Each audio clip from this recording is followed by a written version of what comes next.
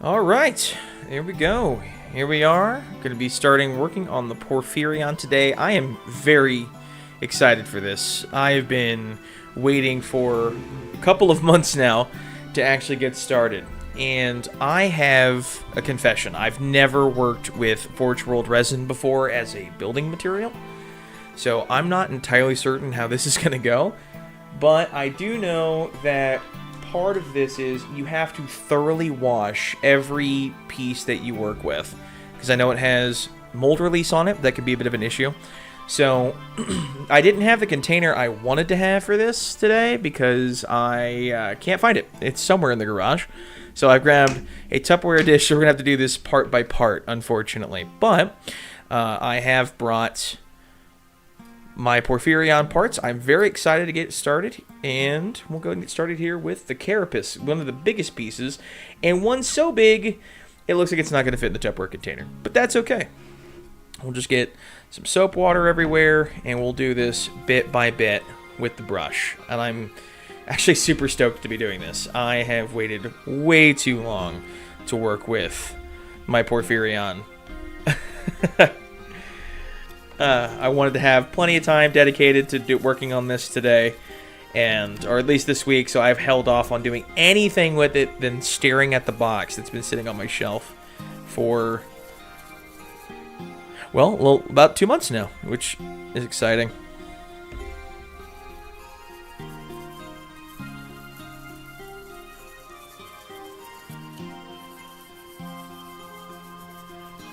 So, my birthday is coming up at the end of this week, which is very exciting news for me, because GW, for my birthday, is doing Adepticon in 2 days' time. I'm very excited to see what GW has coming down the pipeline. I've heard lots of rumors. One I didn't even know was a thing until like 2 seconds ago. I saw Valrac posting a video talking about it. There's a soft reset coming for Age of Sigmar. I can't say I'm shocked to hear that, unfortunately. I don't know if anyone's a huge fan of Age of Sigmar out there. I personally, I'm a huge fan of Warhammer Fantasy, I have to say. And I held a vendetta against Age of Sigmar for a long time because of how they treated Warhammer Fantasy. Not Age, but like GW in general. And I never gave it the chance it deserved because I was so bitter on GW and their response. So, you know, hearing that there's a soft reboot coming, I've been kind of thinking that AOS feels weird. When there was a video, I think Morty and Glory talked about it. He was actually a response or reaction video to, I forget the name of the channel. There's two guys that kind of, what is their name? They own a game store, and they were talking about how AOS just doesn't fly off the shelves. If there's a new edition or like a big release, it flies off the shelves, but like only for a short period of time, and then unfortunately later, like, it kind of dies out and peters out, and it's a shame that that's the case. And they talk about how like Old World is really popular in their game store, and there's tons of people playing it there. There's tons of people going there and playing 40k on a regular basis. But when it comes to AOS, like, unless they're active about pushing AOS and really trying to build any kind of hype for it, they have leagues that they do that, unless they're actively pushing it or they're actively engaging with people in AOS and like pushing it to an absurd degree, it just dies on the vine. And I don't know what that means. I don't know what that means for the future of AOS. A lot of people have kind of said, and there's been speculation for a little more than a little while, that all the hype for AOS comes from GW kind of artificially propping that hype up and kind of like pushing it on the back end, and that it's not really natural. That more people tend to get hyped because GW is pushing it, where like apparently Old World is selling like hotcakes It always sells out, and it sells real well. And when I hear that, I think to myself, well, it's probably doing so because GW doesn't make a ton of kits for it. They do limited runs, you know, like a small batch is here, small batch there, and then they kind of just wash their hands of it, and that's why it's selling really well. It always sells out because there's just not a lot that they're just not making a lot of product. Whether that's true or not, that's all pure speculation on my part. But I'd like to think that Fantasy, and the old world in particular, is doing really well because it is just the more favored game between the two. But that's my own biases coming out. So I don't know. I don't know what a soft reboot for AOS means, but it's interesting. I'll have to watch his video and hear on it, but I just get that sneaking feeling like, yeah, it just kind of makes sense, which is a shame. Because there's a lot about AOS to like. And if anyone's out there that's a huge fan of AOS, I'm sorry that that's happening. I've been there and done that. But it's a worthwhile endeavor, I think. They've got some really good models. They've got some really cool factions, some really cool lore. And I think AOS shouldn't die on the vine like that.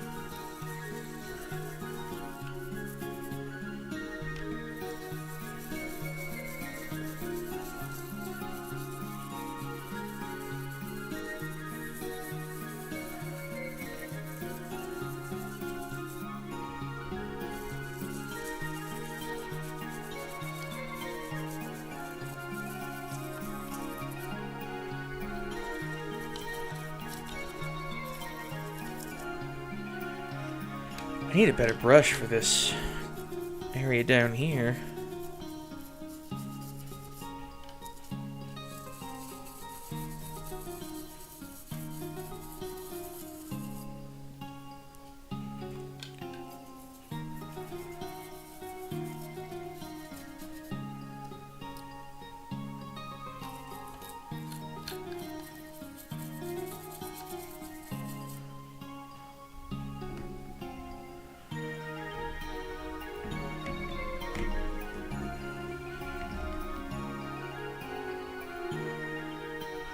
Okay, it's looking pretty good, I think.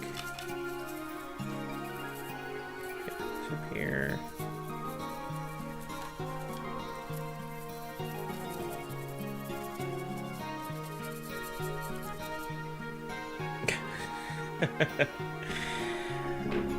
The detail on these things is just amazing, I have to admit. I really think GW has knocked the detail out on these model kits out of the park.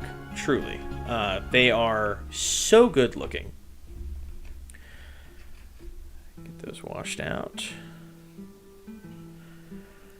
What I need to do...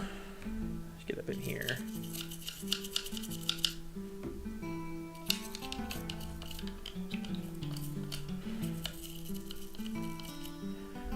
Get these washed out and scrubbed out here.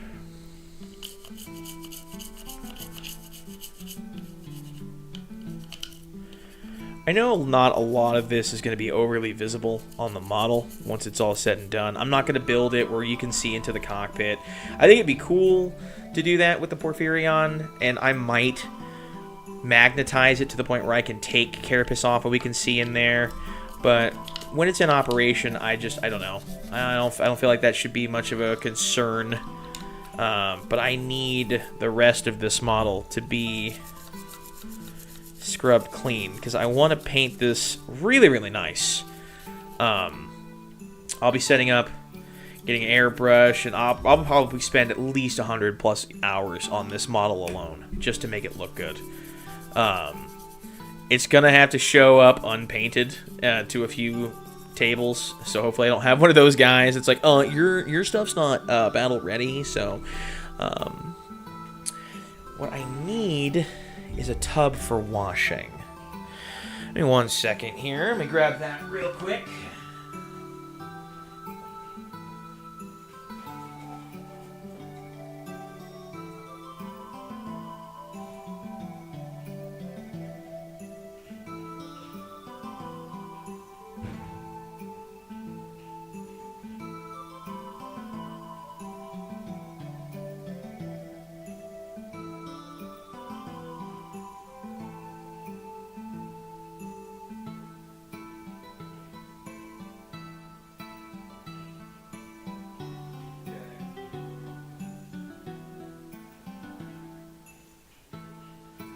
Okay, alright.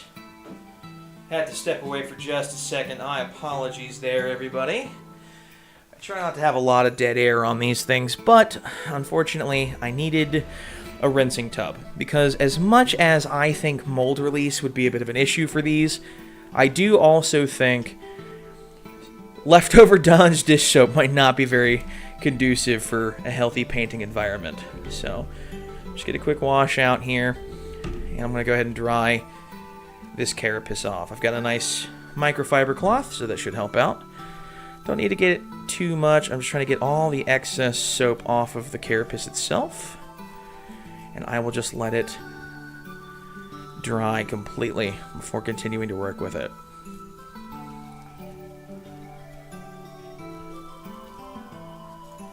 Now, this is my first Forge World kit. I've never worked with Forge World before, so I'm not sure how much scrubbing needs to be done, but we will try to be as thorough as we can here. So, there we are. Get this hip piece cleaned. One of the interesting things about this particular model, not the kit, not anything like that, but this specific one that I have, is it looks like here in the track I have a little bit of the mold from the factory in it. So whoever gets the next one from that mold is probably going to get a small divot of resin in this, I don't know what you want to call this, crotch trench.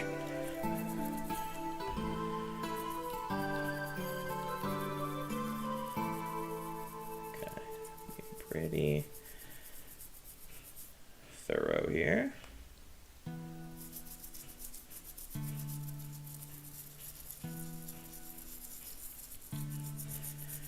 There we are.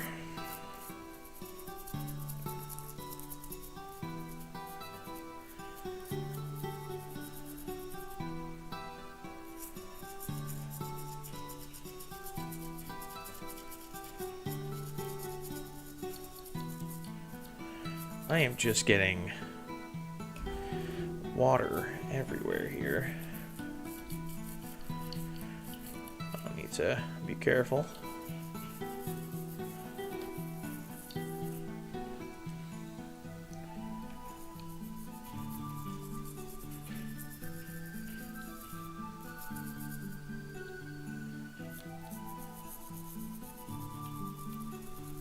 Okay. This is looking pretty good so far, I think.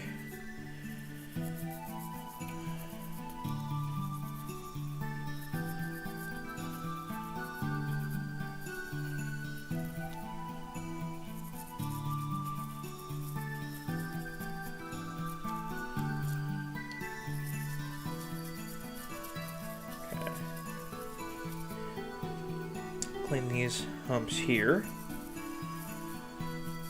I hope when it comes to Wednesday this week, I really hope to get an idea as to when the Destrier kit will be getting released. I want to see a release date for the Destrier. I really do.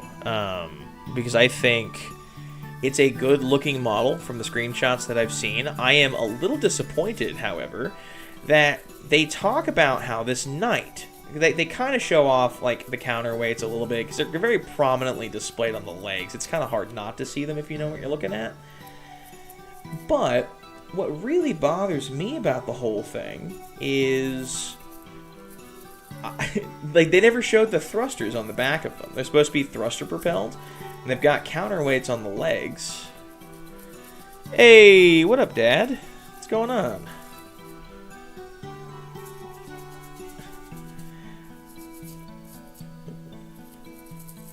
Trying to wash this hip piece here, and I'm going to be honest with you, there's a small piece of the mold. I don't know if it shows very well on camera. I can kind of... Come on, focus. There, kind of. You can kind of see it a little bit. Tiny little piece of green silicone in there, which tells me the next person who gets the same Porphyrion is going to have a little nub right there. I don't know what you want to call this. the crotch trench, I guess. Phrases I never thought I'd have to say for 1,000, Alex.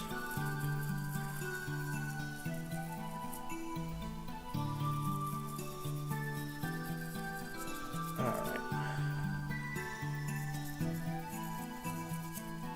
Where was I? Talking about the Destrier. Yeah, I hope the Destrier gets announced Wednesday. It'll just be really nice.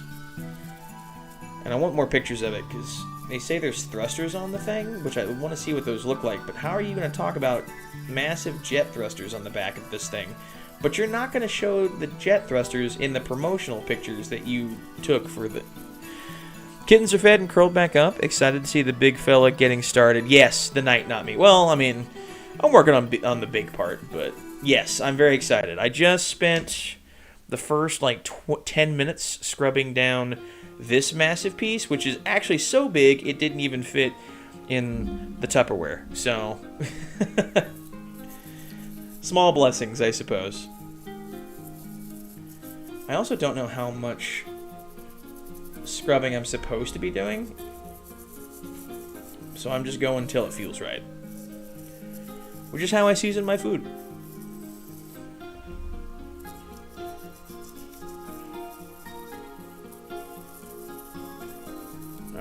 Should be pretty good there on that one.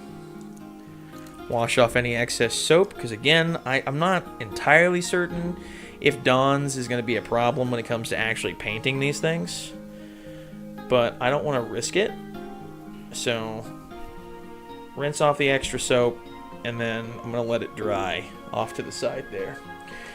I think I've given it some thought. I think it'd be really cool to get started on washing the guns first. So I'm going to go ahead and put the guns in the soap water. See if we can't make these look nice. Huh. You know, funnily enough, I started putting tags in the description of the stream, and I'm having a lot more people dip in and dip out than usual, which I'm not even upset about the dipping out. I'm excited that people are dipping in, even if it is only for a few seconds at a time. Something was supposed to be attached to this. If you're worried, run a second rinse after the dry. I may have to. That's concerning.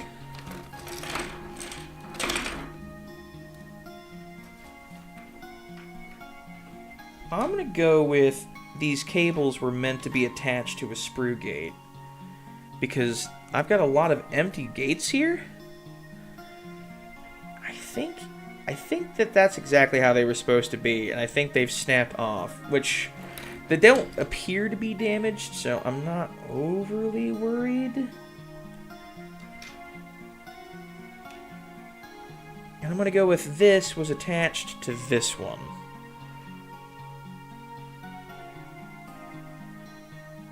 Yeah, that looks about right. Okay. Well, at least all pieces are accounted for. That's all that matters, because if I'm getting missing pieces on an $800 model, that would be more concerning than anything else. There we are. These gates, I think I'm going to keep these. I think I could use these in like a tabletop build or something. I'm not going to prioritize them, but I will go ahead and wash them, I think. Okay. Alright. Let's get started on building or cleaning my las cannons, because this is the piece I'm really excited about. I've got some really cool ideas, I think, to make these look good. I've got these, what are these over here? I've got these plastic rods, and I was playing around with them a little bit. I want to make it look like it's shooting lasers, so you can kind of tell it's tapered a little bit here on the end, about playing around where it can fit through the diameter of the gun, so I can make it look like it's shooting a laser, which is an interesting idea. I think I'll experiment with it. I don't have to worry about gluing it down with plastic glue since it's resin, so I can kind of mess with it as long as I don't damage the resin. Will be fine.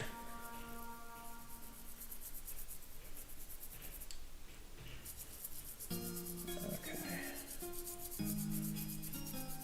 All right. There's a lot of texture on here, so I'm trying to make sure I'm being as thorough as I can to wash off any mold release, because I do not want paint to not stick to this. And I hear mold release is just a bitch to deal with.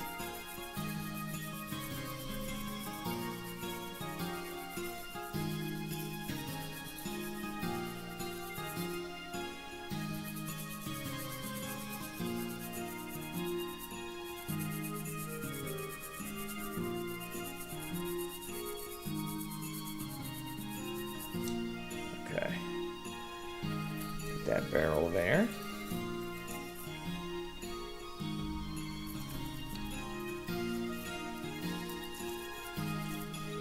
Okay. I think that's looking pretty good. I don't think there's too much I have to do on these. I'm glad that this is a relatively simple shape, because cleaning the carapace was a pain in the ass, but since this is just a cylinder, shouldn't have any issues making sure all the nooks and crannies are cleaned out. At least I don't have to hold it every which way, which is nice. Alright. Get these plasma barrel, or las barrel here done.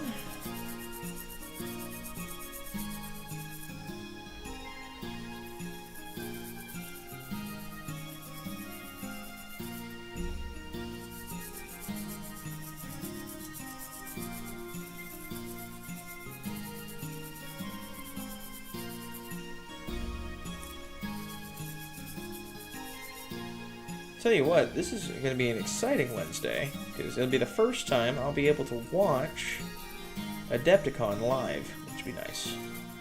Of course, I have to be home by like 8 p.m. to tune in, but there are worse things.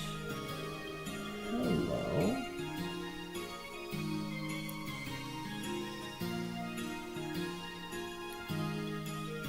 Yeah, I'm going to need to fix that with some green stuff. Nothing I did, but it looks like part of the barrel was damaged. That's a shame, but I can fix that. It's not a big deal.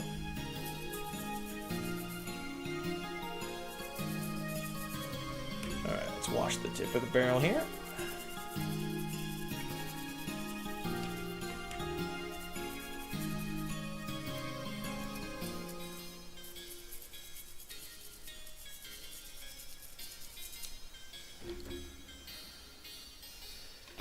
Okay, let's dry that off real quick.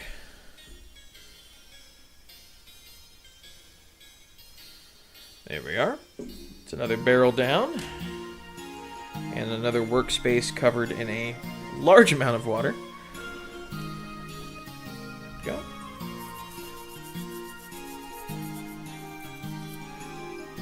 Yeah, I'd be interested to see the direction that they're going with 11th edition. I know the rumor is Space Marines versus Orcs, and the big rumor is it's Blood Angels and not Ultramarines in the box this time around. So, fascinating. I don't remember a kit in a launch box at all that hasn't been Ultramarines in a very long time. Now, why Blood Angels, I don't know. I don't know if they're the other most popular Space Marine chapter out there. I mean, I get why if they are, because Sanguinius is pretty dope. But,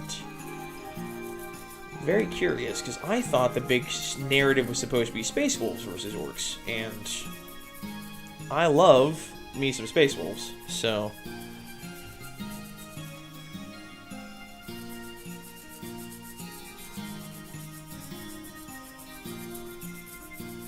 very curious. I'm still holding out hope that it's going to be Lehman Russ that's the Primarch that comes back, and not Perturabo. I'm fine either way, because I think the Primarch models are going to be sick no matter what. So I don't think they're going to do anything wrong with either model when they get released, if they get released. But I would love it to still be Lehman Russ that comes back, especially with the massive push that they've done for the Space Wolves as of late. I think that'd be really cool. There's my last barrel.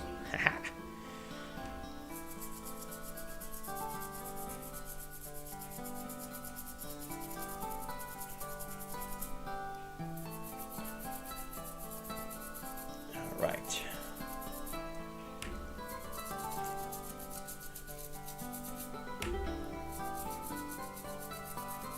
Get that damage there. But if it wasn't going to be Perturabo or Lehman Russ, who would I like to see as a Primarch return next? And I've given it some thought. I think it would be a disservice to the 40k community as a whole if the next Primarch to return, if it wasn't Russ and it wasn't Perturabo, would be the Khan. If it's not the Khan, if it's not Lehman and it's not Perturabo, it better be the Khan. If it's not the Khan, I think that they have done the fan base a massive disservice.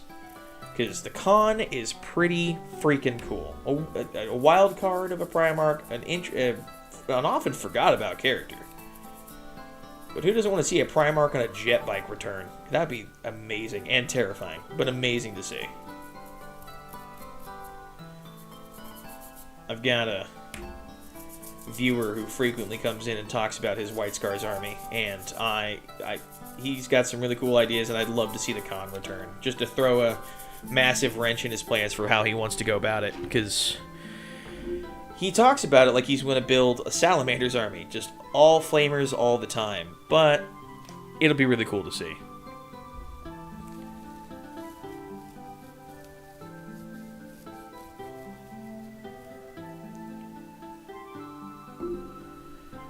Alright.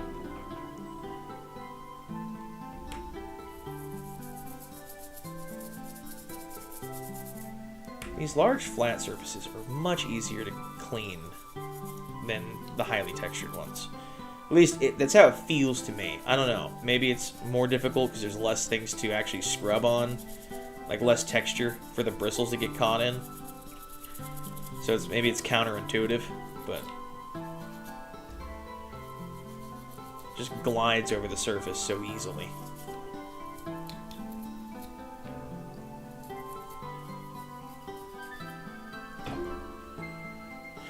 Well, that just happened.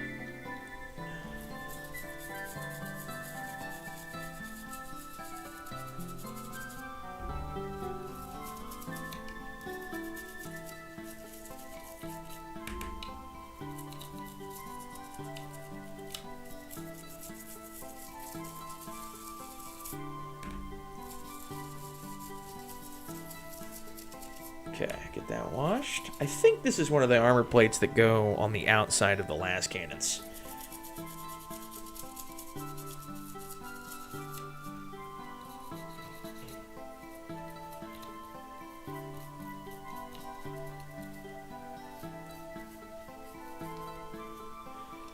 There we go. Okay, let's get that dried off here. You know, I just realized my camera's inverted. Here. Let me adjust that here real quick. I can fix that relatively no problem. Well, I can leave it like that as long as I keep it moved where you can see my workspace pretty easily. We should be fine.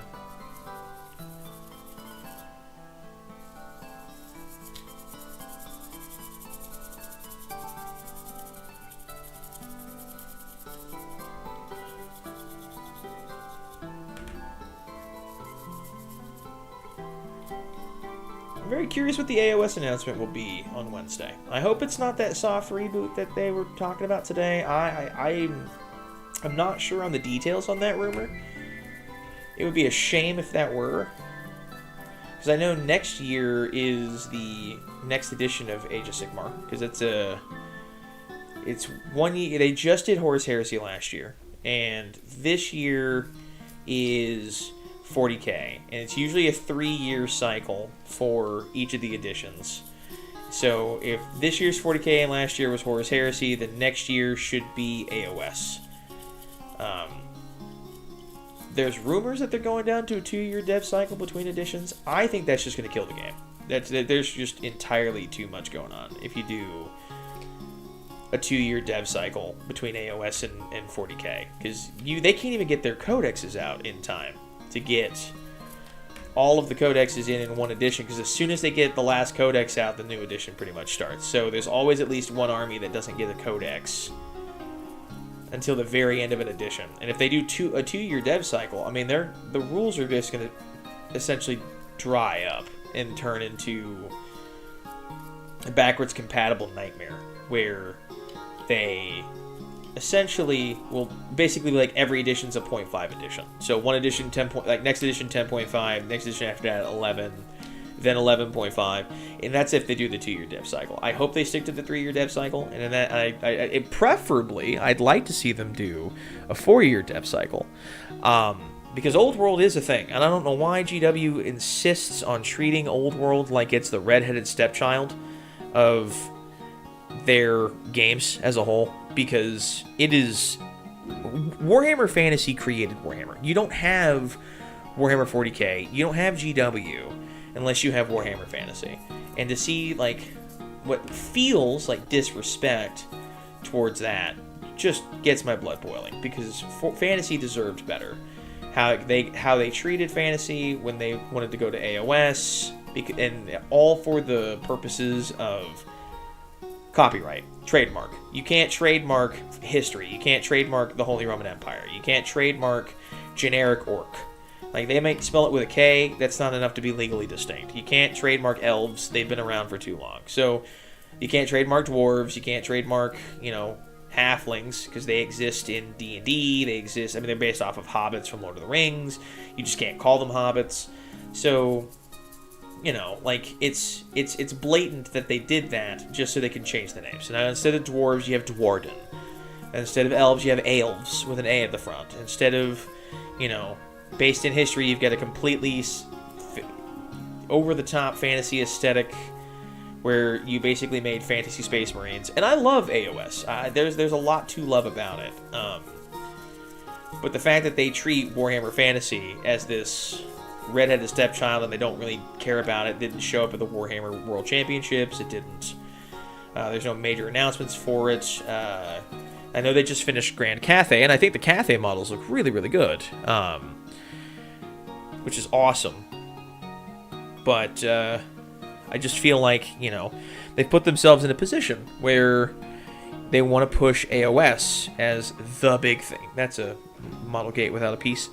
I don't know. I don't know. I don't know why I feel so strongly about it. I feel like there should be more reverence for their own history, because Warhammer Fantasy created Games Workshop, literally. That's why we call it Warhammer. It's because of the Warhammer in Fantasy, the Warhammer of the god Sigmar. Just a little bit of reference,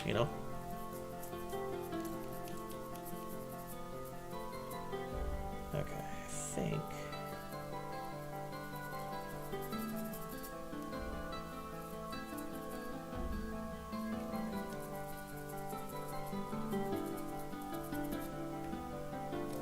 There we are.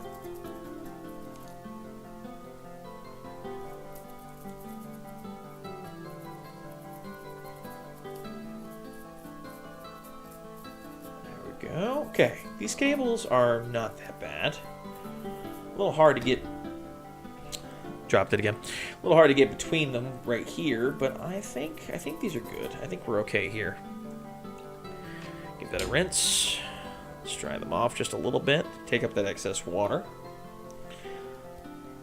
Let those air dry. Dry up my workspace a little bit here too.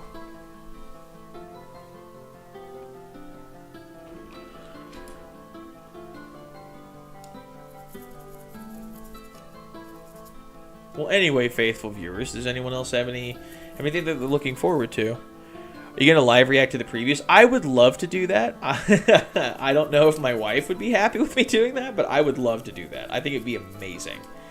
I'm looking forward to it. First off, Final, hi. I didn't even say that. How you doing, buddy? Good to see you. I would love to. I'm sure you're looking forward to it.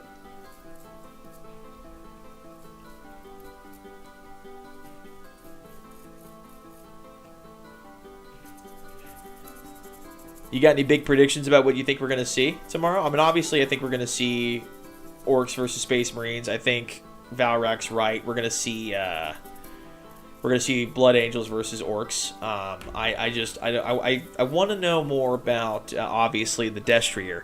I want to know when it comes out, what its release date's looking like.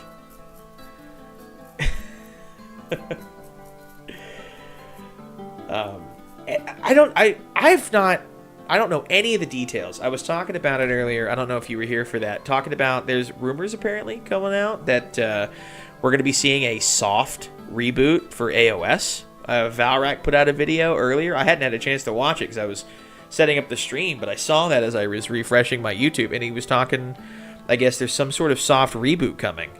I hadn't heard anything like that, and I don't know what that means for AOS.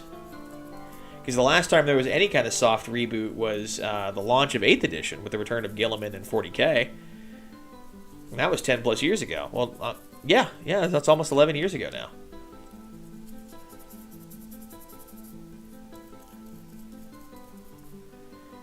AOS is getting AOS'd. I was literally talking about that.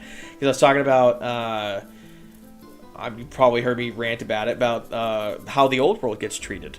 Like, I'm a little upset with GW as far as how they treat the old world, because I think they should have more respect for Warhammer Fantasy, considering it made them as a company. You don't have a game called Warhammer without the Warhammer of Warhammer Fantasy.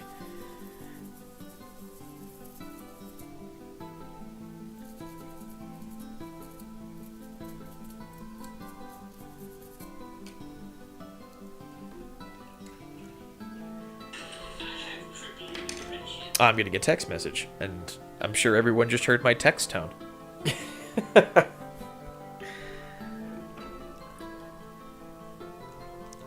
I just popped in, might have missed the last hour or so. Brother, I've only been going for 36 minutes, so you're good. I started a little late. I was trying to get... I couldn't find the tub I needed. I was looking for the tub that I had eyed to keep all the pieces in so I could wash them on stream. It's small enough, it would fit on the desk, but it would be deep enough that I could fit all of the parts of the Porphyrion in it. But I ended up just taking these 2 Tupperware dishes, and I'm just going to do it one bag at a time, I think.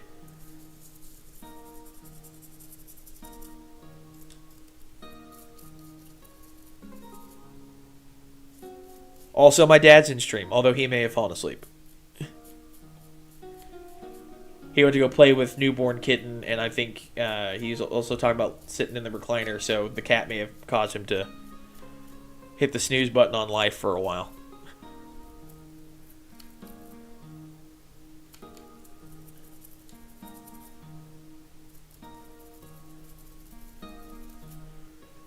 Okay, get that washed off. Also, I am legit just getting water everywhere. My arm is soaked.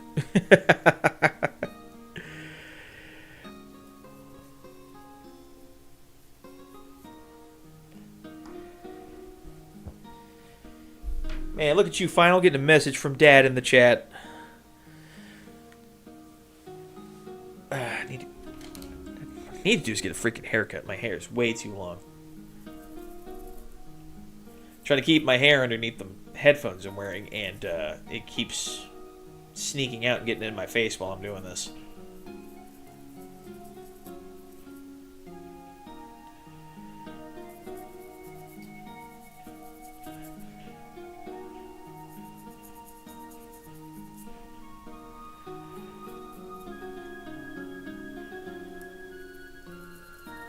But yeah, apparently AOS is getting AOS, as you so eloquently put it.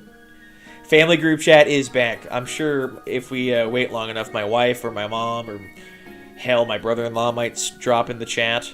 We might get a Josh. Although he also hit the snooze... Well, I guess my dad's typing messages in the chat, so he didn't hit the snooze button on live. But I know Josh did. He was snoring when I left the Discord server.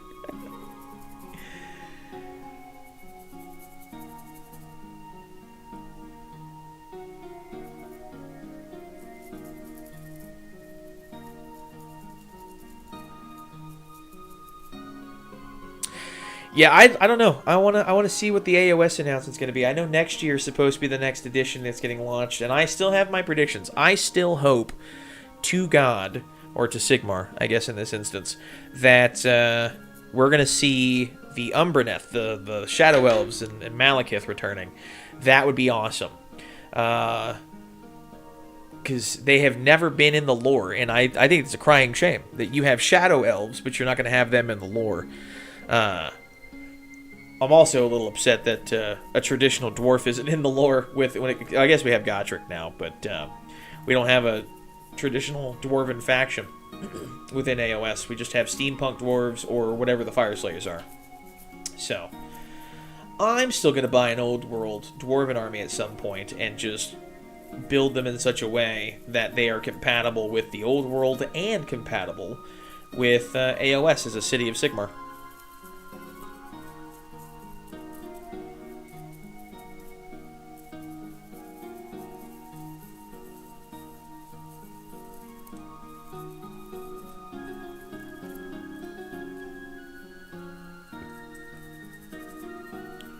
There we go.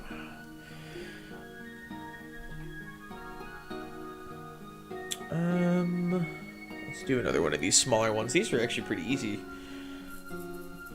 At least I think they're easy. Like, you can't see mold release, which is... I mean, I guess I understand why you wouldn't want to, but I think I'm scrubbing them thoroughly enough to get cleaned. I just don't think I want to spend 20 minutes per part just absolutely ensuring that that's happening, but... Call me lazy, I suppose.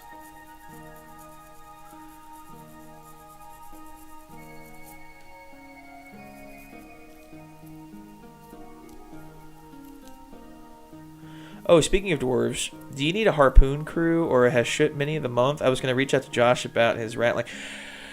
Ooh, man. Okay, all right. I would kill for the Hashut mini of the month. I'm not going to lie.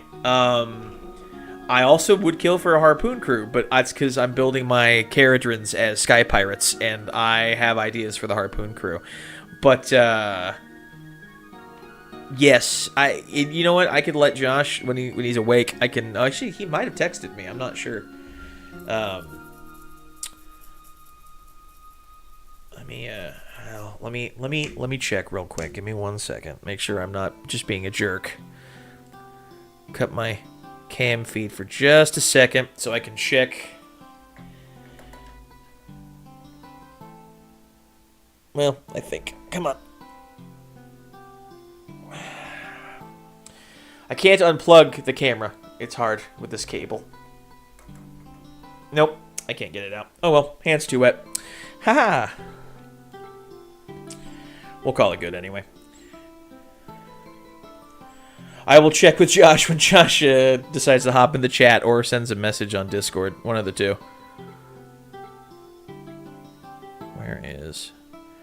No worries, I just sent him an Instagram message too. We can call this intermission. I guess. Yeah, I don't know. That's weird. Okay. Well, he is still in the voice channel, but according to the Discord server, he is not talking. So, we'll call it good. Yeah, I have plans. I want to... If I want to get the harpoon crew, because I have a way I want to kit bash it to fit in with my pirate themed Caradron overlords, and then Hashut. I have in my head the paint scheme works way too well. I'm working on. I'd like to get some Chaos Dwarves as well. This is ultimately, you know, I have a lot of spending money, which I don't. All I have is crippling debt, but. I want to paint the Chaos Dwarves in like a light blue, so like a teal-ish color, you know, with hot pink fire to make it look like they're almost Zinchian and gold trim, and I think that would just look really nice. Give them like a tan skin, almost like they're from like Mesopotamia kind of region, and black hair. I think that would look really cool. I know the Chaos Dwarves already have like a little bit of like a Babylonian kind of bent to them, so I think it would just look sick. And then of course my dad will laugh, but you know me, I have to have a crippling debt. That's a long way to say Warhammer. You're not wrong. I don't even want to think about how many hundreds of dollars worth of knights I have right now. I've got 3 Questoris Knights on my desk, 2 Cerastus Knights, Dominus Knight, 4 Armigers, the Porphyrion, and I'm depending on what I get Wednesday, what we learn Wednesday, I may or may not be getting that Destrier kit pretty quick too, which I am so excited for. I'm still upset that in the preview pictures that they posted for that model, they talk about in the Warhammer community article, it's got jet thrusters on the back, but they don't show the jet thrusters in the preview pictures. What kind of James Workshop malarkey are they trying to pull? Try that up real quick.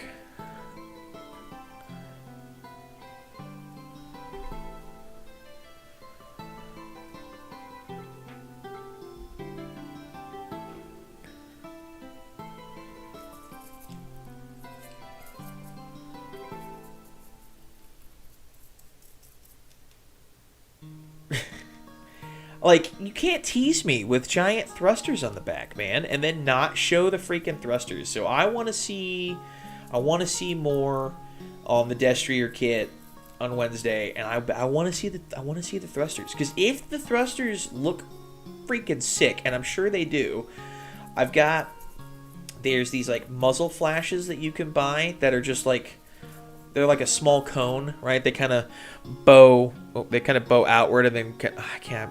My camera's inverted. My apologies. They kind of bow outward and then taper off towards the edge. If I could upsize those, I could super glue those to those thrusters and have it look like it's got giant guts of flame coming out the back, like it's in mid-sprint. And I could paint it with that like blue center and oranging out to the it's like a bright, deeper orange on the very edges of the flames, so it looks like actual like jet turbines going. Oh, it'll look so cool. Do the same thing for the harpoon, because I know there's a thruster on the back of the harpoon to shoot it forward too. It would look sick.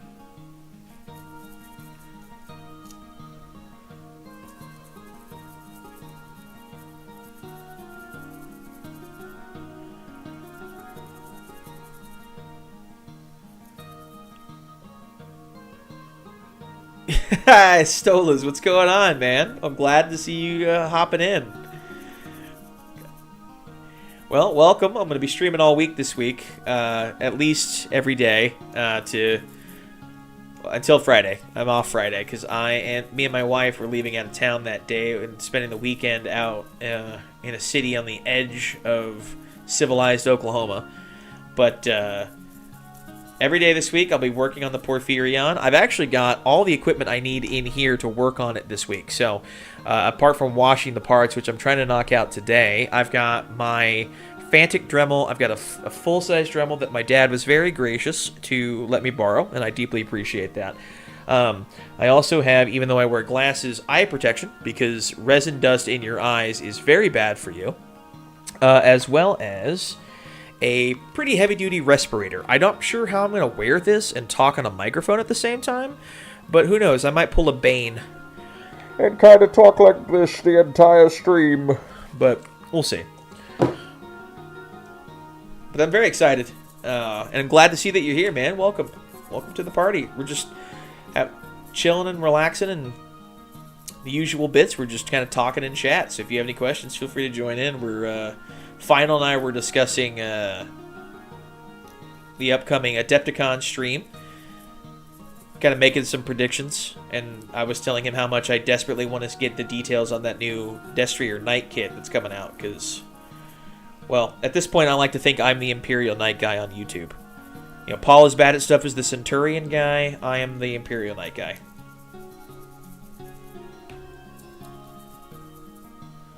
At least the Porphyrion guy. Just those Warhammer pots market fresh. If anyone's ever seen the bad lip readings of The Dark Knight, if you know, you know. Okay, I think these are pretty clean. I had to get down in here real quick. Alright. Let me rinse those first, because again, I'm not entirely certain, but feel like Dawn's might not be the best for painting. So, give them a quick rinse. And then I have these random loose pieces that clearly broke off their gates. I'm still just learning about this franchise. I started a year ago and just found out cat girls are a thing. Yeah, well, they are kind of a thing. I forgot about them. Final, tell me you knew about the cat girls. You'll have to be Solace Paints with his be like Solace Paints with his Helldrakes. Yes, or Heresy is my therapy with his Slapchop. I'm gonna do everything I can to be the Porphyrion guy if I can. Oh, you weren't here for that part. Let me tell you, I got ideas. You're gonna love these ideas.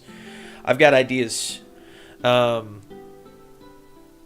I can't believe I forgot about the cat girls. Thank you, Stolas, because now it's gonna bother me that those are even a thing. So I've got this plastic rod I purchased a while back, really to do pinning work, but they are plastic cement compatible. And I've kind of been working at it with a hobby knife a little bit to see if it'll fit, but my plan is to get it small enough where it'll fit in the barrel, and then I can paint this how I need to, and then paint this with a bright white. I'm thinking like a I've got this oil-based white paint that I can thin down. Ma, what? You finally got family group chat going, because now both of my parents are here. But I was going to take this, paint this with a white oil paint that I thinned down with Mineral Spirit to get it really bright white, and then go over it with several passes of a color. I'm thinking just standard red for the las gun, like portion of the las gun, and then I have laser beam shooting out of this. And because I only have the 2 feet for support, and there's two barrels per weapon, I can have the guns pointed down so the laser's striking the table, and that'll be my third point of contact to help stabilize the model. And I'm going to have these plastic rods shooting through a 3D printed Great Unclean One as part of the base, blowing it apart, which I think will look super sick if I can get it there. We'll see if, I have the skill to execute my vision, or if my vision far outreaches my capability. We'll see. But the spirit is willing. Let's find out if the body is ready. Oh, I know. It'll be so cool. It'll be really cool to see that.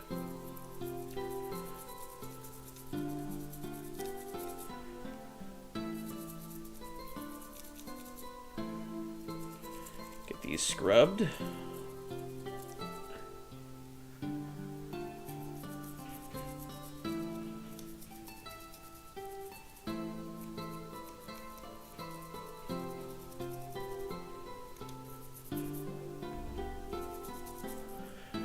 So I was just reading about Blood Angels last night. So the Black Rage makes them see others as Horus, because that's funny.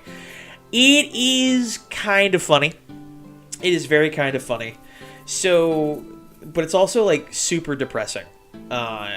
So what happened is you have the Red Thirst, and Blood Angels have always been afflicted with the Red Thirst, which is where they feel the need to either consume the flesh or drink the blood of their enemies. You know, the whole vampirism thing. And Sanguinius also has that same flaw, and it turns out that's kind of intentional by the Emperor, those gene flaws. My personal boy, Lehman Russ, my favorite Primarch, has a very similar flaw called the Canis Helix. It's not important.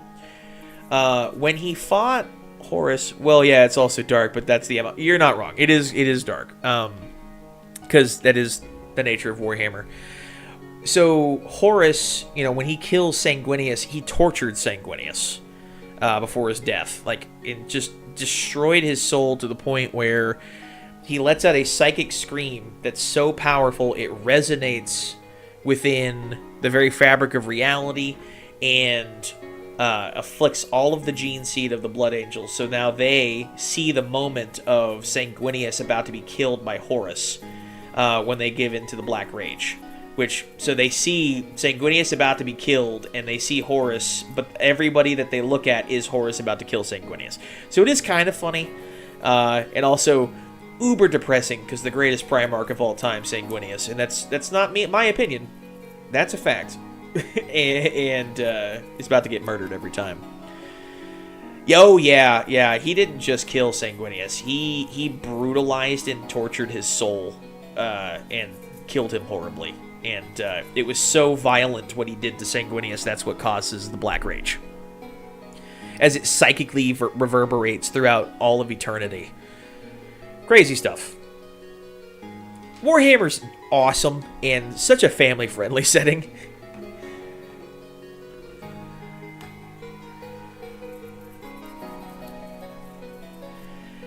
And the worst part about the whole thing is it wasn't even Horus's fault. Do you think that was in Horus already, or that was? I think that was the Chaos Gods. I think Horus had an ego for sure, and the Chaos Gods played it up because I have not read the End of the Death yet. I haven't got to that part, but in the original lore, Horus, fights the Emperor. The Emperor blasts all of Chaos's influence away from him, and he begs the Emperor to kill him before the influence of the gods comes back. He says all the gods, the Chaos Gods, when they corrupted Horus, all they did was they played up his greatest character flaws and made them go to 11, which turned him out that way. But he was so juiced up on chaos, he wasn't even the same person anymore. Because the second the Emperor blasted it away, he begged the Emperor to kill him to prevent the gods from coming back and taking over his mind. Because in the original lore, when you read like the early stuff before they were corrupted by chaos, Horus and Sanguinius were best friends. Like the only brother Sanguinius ever saw as an equal was Horus, and they were super close. Sanguinius was not close with any of his other brothers except Horus, because he was always kept on a pedestal above, just because his whole personality. Every brother revered him. Horus treated him as a brother and as equals, and to see Horus fall to the point where he's willing to murder, not just murder, but like eradicate the soul of Sanguinius so completely that it causes the Black Rage. That was definitely the Chaos Gods. That wasn't Horus.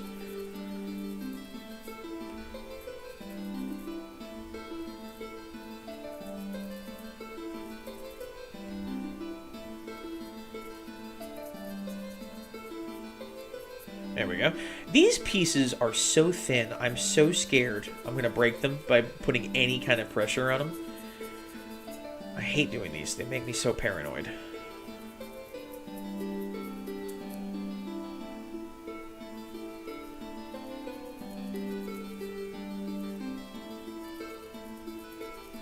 What's funny about it, though, still, this is just any kind of consolation prize here. My dad's favorite Primarch is Horus, but he likes Horus before he was corrupted by chaos. So, and it is my belief. You see that one lady 3D printing a life-size Horus? It's such a meme. Yes, I have. I need to figure out what. Oh. Robot vacuum's knocking things over again in the living room. I love that robot vacuum. My wife says it helps her so much, and my favorite thing to do is to babysit the shit out of that thing. Oh, jeez. Yeah.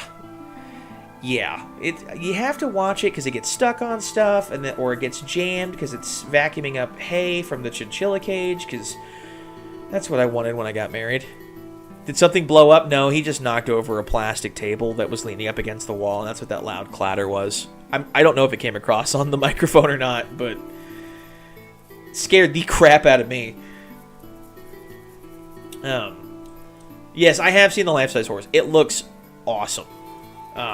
It's also, like, gigantic.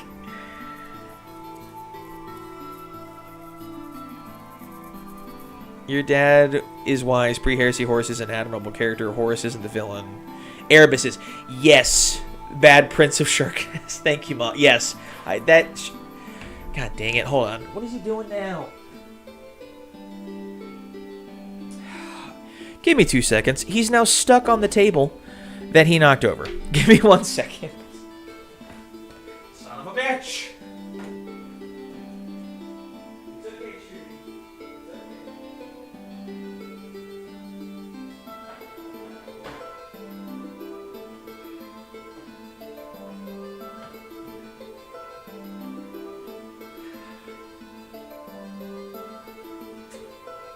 Is it any wonder why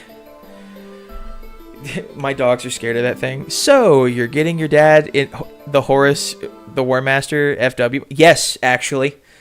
Unironically, yes, I will be. He will be getting each. How do I upvote finals comment? I don't... Can you? I used to stream on Twitch, not here.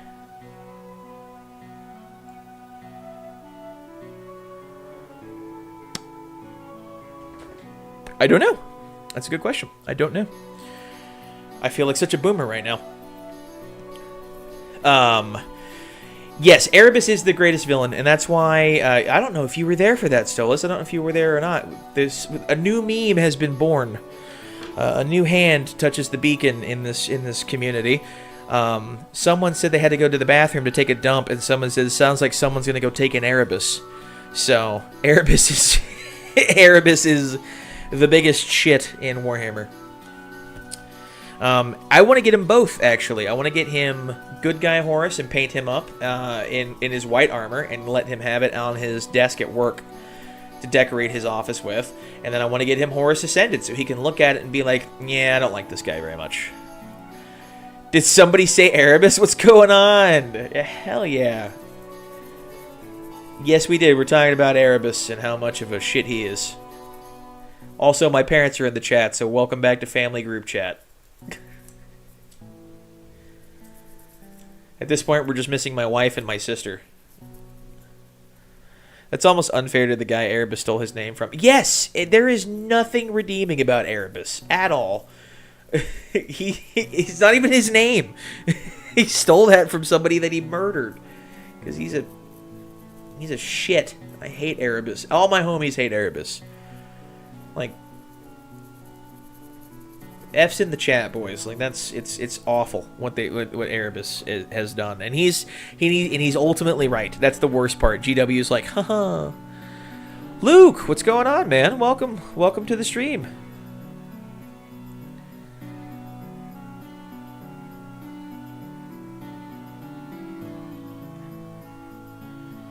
They are. Just imagine you're the priest Erebus murked. And you just watch this guy from the Immaterium. Horus Ascended is nothing more than Good Guy Horus with Erebus smeared all over. You're not wrong, Dad. Yeah, I know. You just be... What's that freaking meme of the dark-skinned guy from the soccer game who's got his hands on his hips just looking like disappointed at a camera? That's just the original Erebus. Nothing much... Oh. He retracted his message. I just started to read it.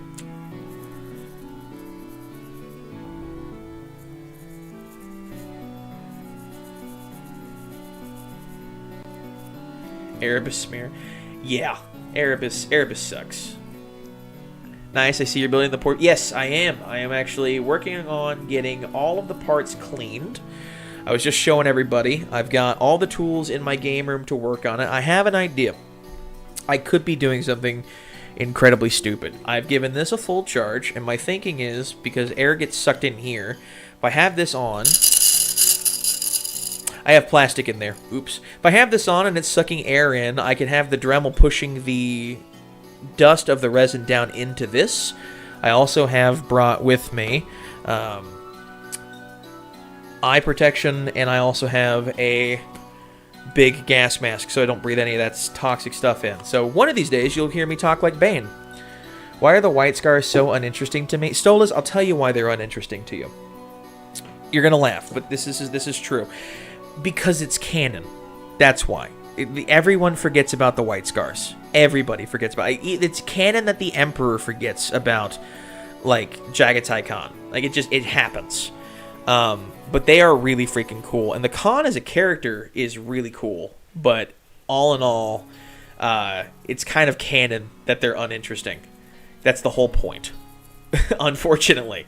Because they are cool. My favorite. Everyone always talks about the scene with the Khan and Fulgrim, where the Fulgrim is trying to like make conversation as being a hoity-toity shit in the best possible, or hoity-toity Erebus. Kind of what happened to you with the Quark? Yes, exactly what happened to me with the Quark, which was awful. But anyway, so he's talking to Fulgrim, and Fulgrim's like, "I hear you do strange things to your ships." talking about how he modifies them to go faster, and he turns around without skipping a beat and says to Fulgrim, "I hear you do strange things to your men," and everyone quotes that line because it's so good. So the con is great. The White Scars as a faction, however, I have to agree, are a little uninteresting. Their shtick is go fast, and I like that because they have a lot of like motorcycle bikes and hover bikes and stuff, which is cool. And who doesn't like hover bikes? But that's about the only thing I know. That, and they have their other leader, their chapter master, is called something called Sadiq Khan, I think. Or is that just a hero model? That's all I know. That's all I know. There's someone in our community who's a subscriber who, Wilson. His name is Wilson Family Jewelry is the name of the channel, and he's working on building a White Scars army that's completely uses flamers and motorcycles, which sounds really dope. I don't want to fight that personally because flamers hit hard. But the kind of like Salamander's Light is my perception as a newbie. You're not entirely wrong. They don't necessarily care about civilians as much as Salamanders. They're not the good guys. I love the fact that you use that expression now. You're not wrong. AOS is fucked, dude. Did you watch the Valrak video, Josh? I saw as I was starting to go live, and I hadn't had a chance to watch it. I heard a little bit about like a soft reboot for AOS, which is... I'm shocked, truly. I am. I hadn't heard anything. Also, Josh is here, everybody. Josh from Sprue to Saga. You should, if you haven't subscribed, you should. He's got a great channel. He's working on a great video for some homebrew Maggotkin. And I think you'd really like it when it finally comes out. It's looking really good. Really? Is this supposed to be an announcement coming out on Wednesday at Adepticon? Oh, no. What? Not good? Well, I'm going to have to watch this video when I'm done. I'm going to have to. Well, thank God we're building a mini-verse in AOS, because that's all that really matters. But I'm very curious now to see what's going to happen.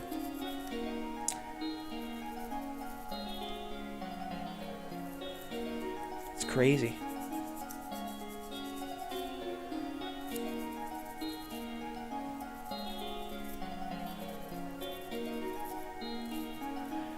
And he ate white people tacos today, which has nothing to do with Warhammer. You're not wrong. Can we talk about... I have a question. What are you going to paint the Porphyrion to look like? Aha! It's a great question. I've been working on my own homebrew house for quite some time now, actually. And they're basing... Oh, okay. I'm painting some Tyranid models for my homebrew hive fleet. Awesome! Well, you'll have to let me know what the paint scheme is, because I'm very curious. So my Porphyrion is based out of the house called the Wild Court. Their color are black and yellow with a gunmetal trim that I'm going to be doing.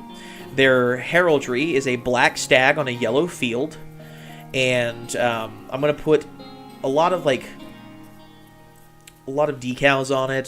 So I have some scriptures that I can have on the legs and whatnot. I have to find it. There's no, like, in the lore they talk about how the Porphyrion has a herald symbol of a cloaked urn, which is the symbol of the executioner. So it's like, it's cloaked because it's shameful, and it's an urn because it holds the ashes of the family members that they've killed. The idea is a Porphyrion enforces the law of a night house. So if a knight steps out of line, they have unilateral authority to execute that knight. Black deer in a yellow field. Are you a Fire Emblem fan? I've never played Fire Emblem. I've heard nothing but great things about Fire Emblem. I've never played it, unfortunately.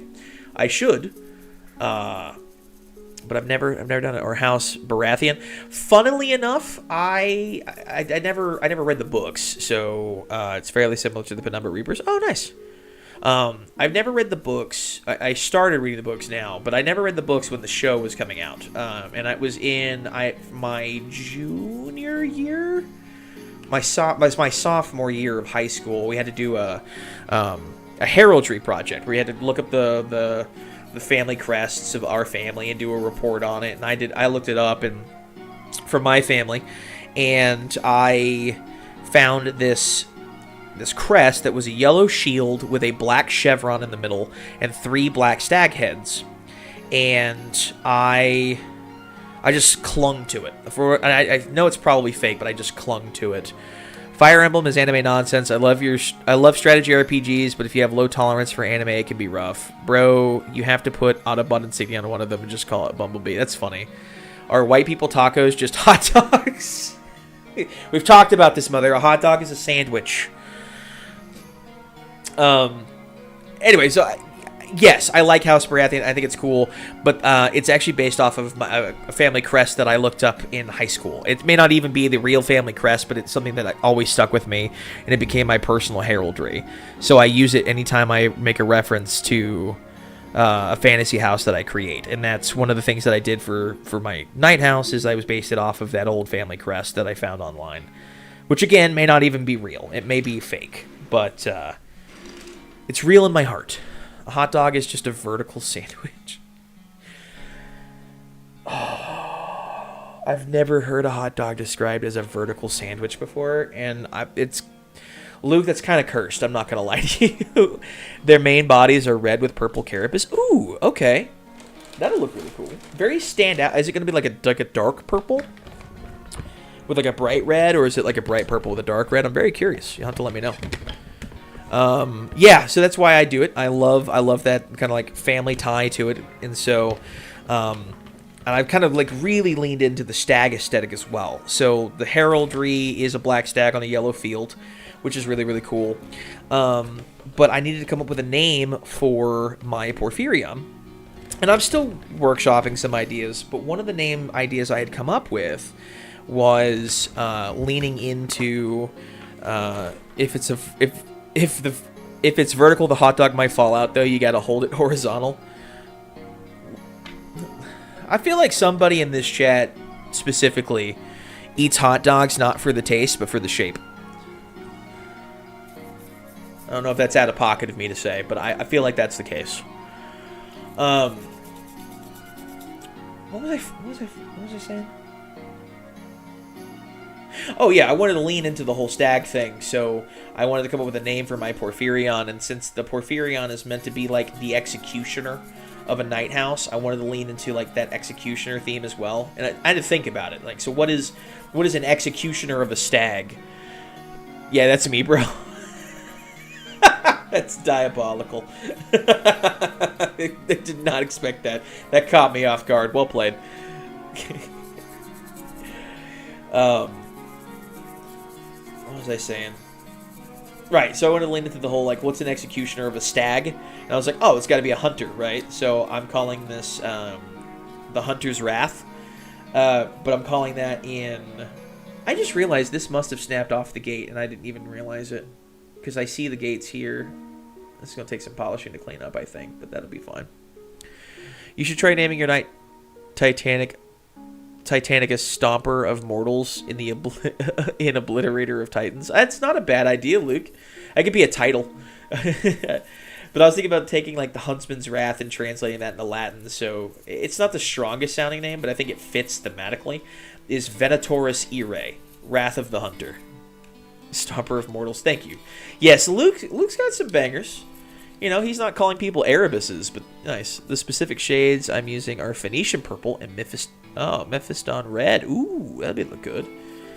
Xeno Stomper. Nice. You know what sucks? And I understand why they do this. I looked it up. The damage that your feet do for a Titanic model are like 4. Like 4 wounds. Which is a shame, because I should be crushing, like, Space Marine tanks by walking. But I understand why they don't do that, because if they made the Titans or Titanic models as powerful as they should be in lore on the tabletop, everyone would go out and just buy a Titan, which would shift the meta too much, and not everyone can afford a $2,000-$3,000 model. But, I mean, life's already pay to win. We might as well make Warhammer pay to win anyway. Someone on Reddit named the one they had Porphy, and I died a little. Ow. That hurts me a little bit. I mean, listen. You do what you want with your models, you know? If you want to paint your Space Wolves army hot pink and lavender purple, who am I to stop you? You spent money on the models. I don't have to like it. Mary, what's going on, man? How's life in the fatherland? They actually make Titan models? Yes, they do. One of the most expensive models in the game is a Warlord Titan. It's like $2,500 in US dollars. I don't know what that is in not freedom units, but it's like $2,500. It's crazy, but they're massive. Like, so this Porphyrion is probably going to be every bit of a foot tall, foot and a half tall. That sounds like the stuff I found today. Oh, wow, really? What'd you find today?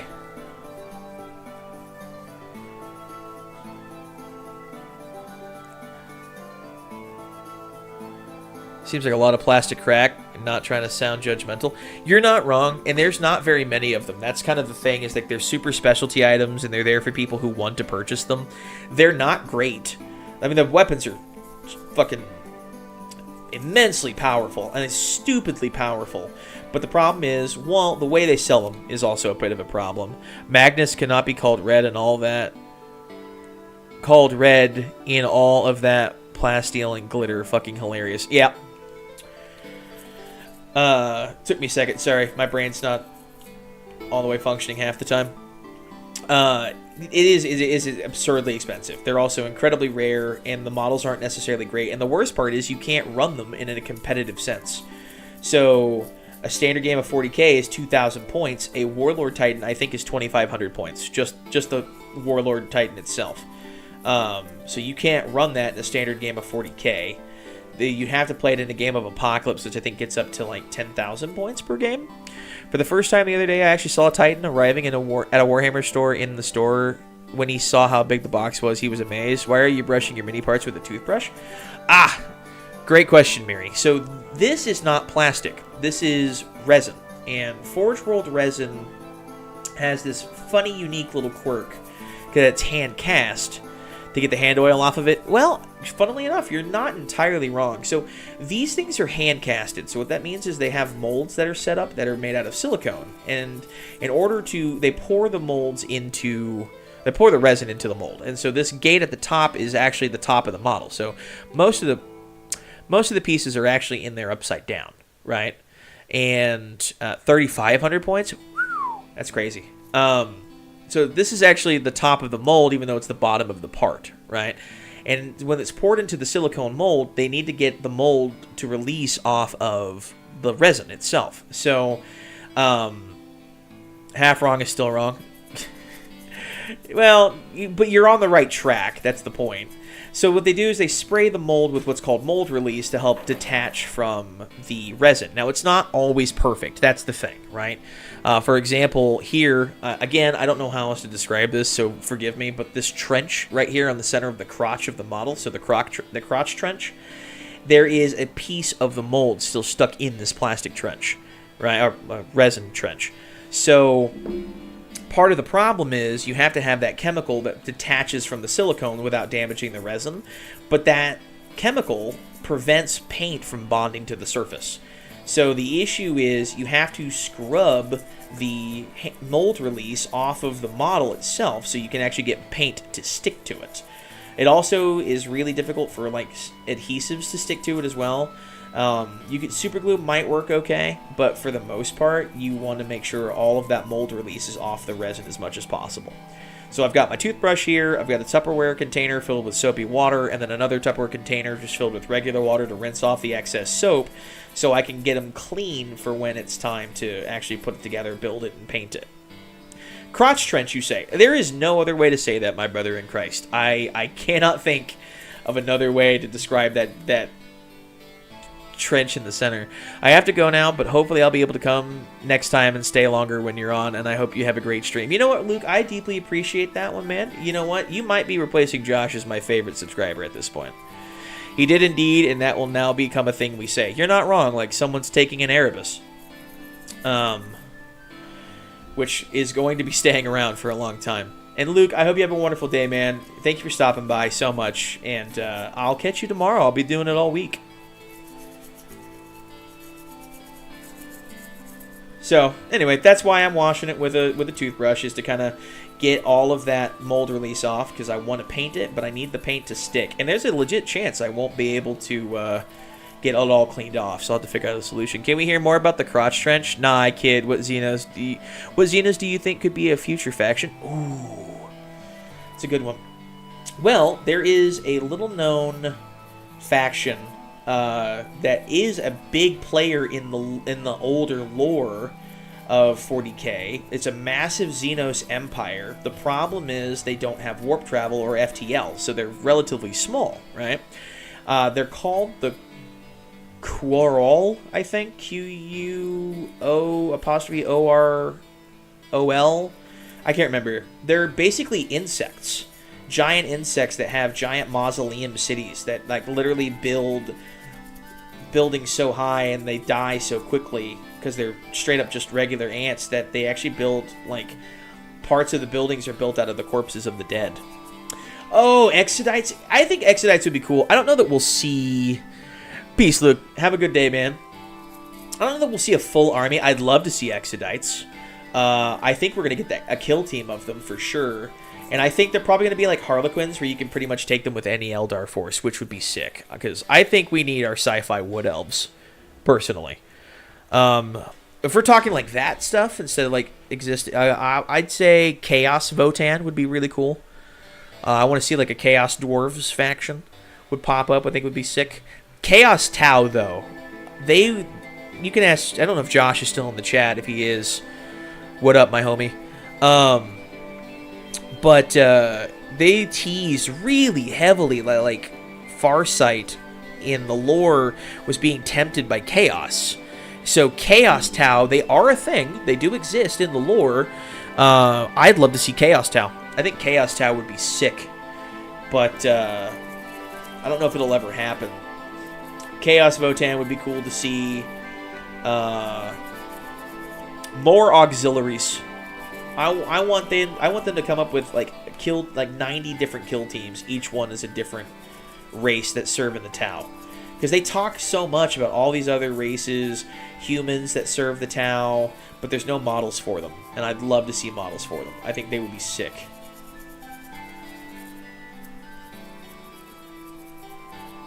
Have I heard about the Hrud? Oh yeah, I've heard about the Hrud. Chaos Sisters would be wild. Chaos Sisters would be wild. Hrud would be wild too, but I think the Hrud are wiped out now, aren't they? No, that's the Rangdan. The Rangdan genocides. The Hrud would be interesting. I just don't know how they'd make an army out of them. But that would be cool, because they are very fascinating. Time-traveling aliens. To be fair, there could be Chaos Sisters. I don't know if they'll ever have a model, but they do have they have that fleet that has corrupted Primaris Marines, corrupted Custodes even, I believe, that was affected by the murder virus by Khorne, and turned an entire fleet of Primaris Marines into Khorne worshippers. I just want to get into the game at all, but man, it's so much when you have no idea. Honestly, I get it. The easiest thing I can recommend is exactly what I did. The easiest way to get started is pick a major faction. The Imperium is the easiest to get into. There's the most lore about them. Space Marines are also super newbie friendly. Yes, there's a murder virus. So one of the... I forget, was it the Lamplighter fleet? Anyway, basically a large fleet with Primaris Marines, Sisters of Battle, Custodes, all of this was affected by Khorne, who released basically like a rage virus that made everybody super, super angry. It's a good thing that we have the wizard here to break everything down for us. You're not wrong. I love lore. I get sucked into it. I introduced the term lore whore to my parents. I'm pretty sure I was the first person to ever say it in front of my mother. Like, she never heard it before. But like... Yeah, so there's like, he basically a whole, this was before Angron arrived in the game on the tabletop. Khorne released this rage virus that made everybody super, super angry. And I just feel like Sisters of Slaanesh, Slaanesh Sisters of Battle would just get them canceled. Final, I've already decided on my first ones. Arson is fun. Anyway, yeah, so he affected this whole fleet. You just go with what you like and don't worry too much about the rest. You'll figure it out as you go. Absolutely. 100%. I picked Space Wolves years ago when I was in high school just because I liked a single piece of their lore, and that was they couldn't have successor chapters. Wait, what? Are you using my name in vain? No. I was talking about how I said the term lore whore in front of you for the first time, and you had not heard that before. Reading those Horus Heresy books is a great introduction to it all. Yes. My dad has a list that came out that he found online that was all about the books that are vital to read for the Horus Heresy, ones that were recommended and ones that were recommended to avoid, which really makes reading the whole Horus Heresy a hell of a lot easier and more approachable as well. So, imagine a Slaanesh penitence engine. I don't want to, Stolas. That's going to make me summon Nurgle here in a second if you don't stop with that. Oh my god, that sounds terrible.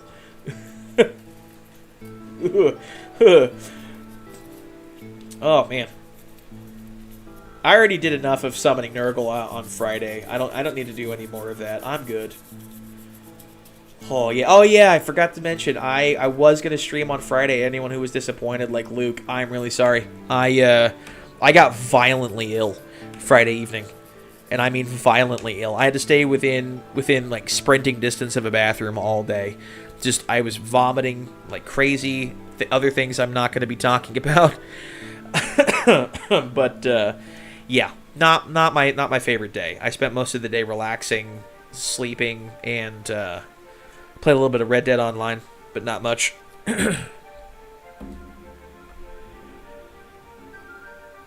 Yeah, maybe too dark. I don't know, but dark is definitely a way I'd go with it.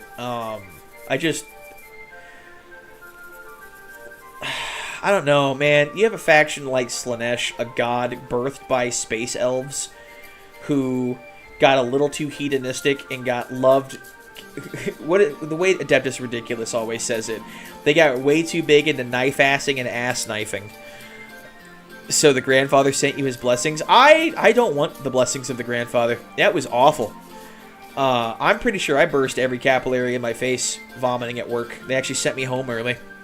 I was there, served breakfast, and that was it. And the worst part is I didn't have a fever, so I don't know if it was just like I'm taking medication and the mixing of the medication plus with the food I ate the night before, which is my thinking of what it is, or my wife's like, nah, you definitely had like a stomach flu or something. I don't know. It was awful.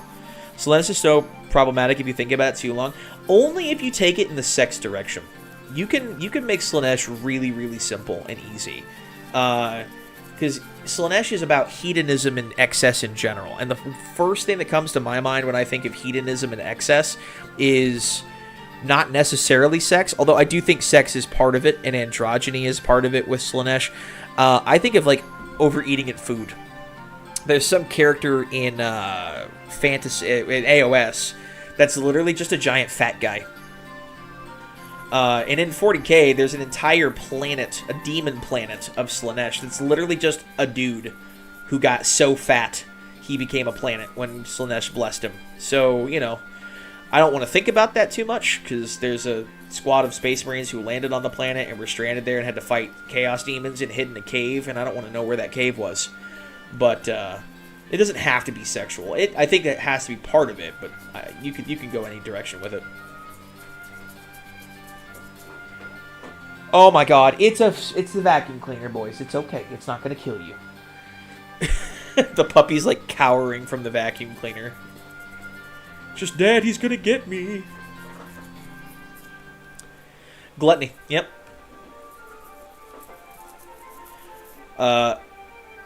Okay, that sounds hilarious just because it's so fucked up. You're not wrong. You're not wrong. In fact, I think, if I remember correctly, they became Chaos Space Marines. They hid in the cave so long, they were corrupted by Slaanesh, and they just came out as Chaos Space Marines. A giant fat guy planet needs some more lore. You're not wrong. I forget. The planet's name is just a dude's name. I can't remember what it is. I'll have to. Final, if you're out there, please Google search. I beg of you. Because I'm pretty sure it's just a dude's name. It's been a long time. I haven't. There's a lot of weird stuff in the lore. Someone talked about cat girls earlier. There's a character who summoned greater demons of Slaanesh so she could eat them, and Slaanesh made her a demon prince. My favorite. You want to talk about demon princes that are my favorite? There's literally a so, you know, Nurgle, all about stagnation, right? There's literally a dude in the lore who became a demon prince of Nurgle because the planet doesn't even have its own page in the wiki. Are you kidding me? Really? That's crazy. I agree. Justice for the fat guy planet. We need more lore. There's a demon prince of Nurgle, like a very powerful demon prince of Nurgle, who's just a dude. I miss what you said. Haha. I was putting a reel together. I'm so sorry. Final. I was talking about a planet in 40k that's literally just a giant fat guy who's also a worshiper of Slaanesh, and I didn't know if you could look up the name of the planet. You don't need to. Don't ruin your Google search history for me. But yeah, he was so lazy. He refused to do anything that the grandfather literally sent a demon to him and was like, yo, listen, the grandfather loves what you're doing. He thinks you're doing a fantastic job. In fact, he wants to make you a demon prince that can live forever just so you can continue to do nothing. And he was like so bad at his job in the Imperium that he was forced and bounced from ship to ship to ship to ship to ship for like 70 years. And in his demon form, he doesn't have one. He's literally Oliensis. Thank you. Thank you. Everybody who wants to Google search that, feel free. But yeah, straight up, just a lazy guy who didn't do anything. And because the god of stagnation loved him so much, he made him a demon prince, and he's one of the most powerful demon princes of Nurgle. Oliensis is a demon world in the Eye of Terror, devoted to Slaanesh, an entire planet which is actually a colossal, morbidly obese man curled into a fetal position. Hi, honey! It's about time you finally started working on that. I know, I only drove you crazy for weeks talking about the Porphyrion. The art for the big planet guy is awesome. Sigmar is dead. The realms are combining to a place called the Last World. Oh, no. What?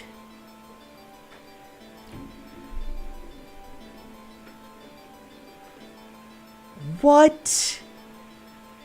Final, you called it. AOS is getting AOS'd. Literally. The German Lexicanum has an entry. Oh, please. Mary, you have to read it and tell us what it says.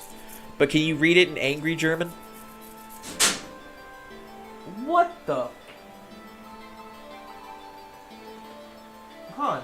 Stop it. Dog just attacked his own, more like months, but that's okay. Sorry, Mary, it's a bit of an inside joke. My apologies. I don't know. I don't want to say because I don't want to offend anybody. The idea is there's standard German, but then there's like people who like yell in German always sound like they're angry even when they're not. So I was saying if you could read it to us in the angry German, it was a joke. I am sorry. Archeon killed him and broke the gates of his ear as he had a final solution button and combined the realms. Are you flipping? Archeon killed Sigmar. So fantasy has had like 2 end times now. Well, this is stupid. I'm now actually a little bit pissed. Oh, there's a reason for that? Yeah, the last time. Nope, not going to make that joke. I'm on YouTube. Not going to make that joke. I'm on YouTube. Wow. Archeon kills Sigmar. I hope that's not true. I hope that that's a lie. I hope that that's a leak that's not true, but Valrak tends to have really good sources. And I'm sure... God bless America. Really? That's so annoying. So they end times fantasy and pissed off everybody in fantasy, and they're going to end times AOS and piss off everyone who's an AOS fan. That's freaking ridiculous, dude. That's so stupid.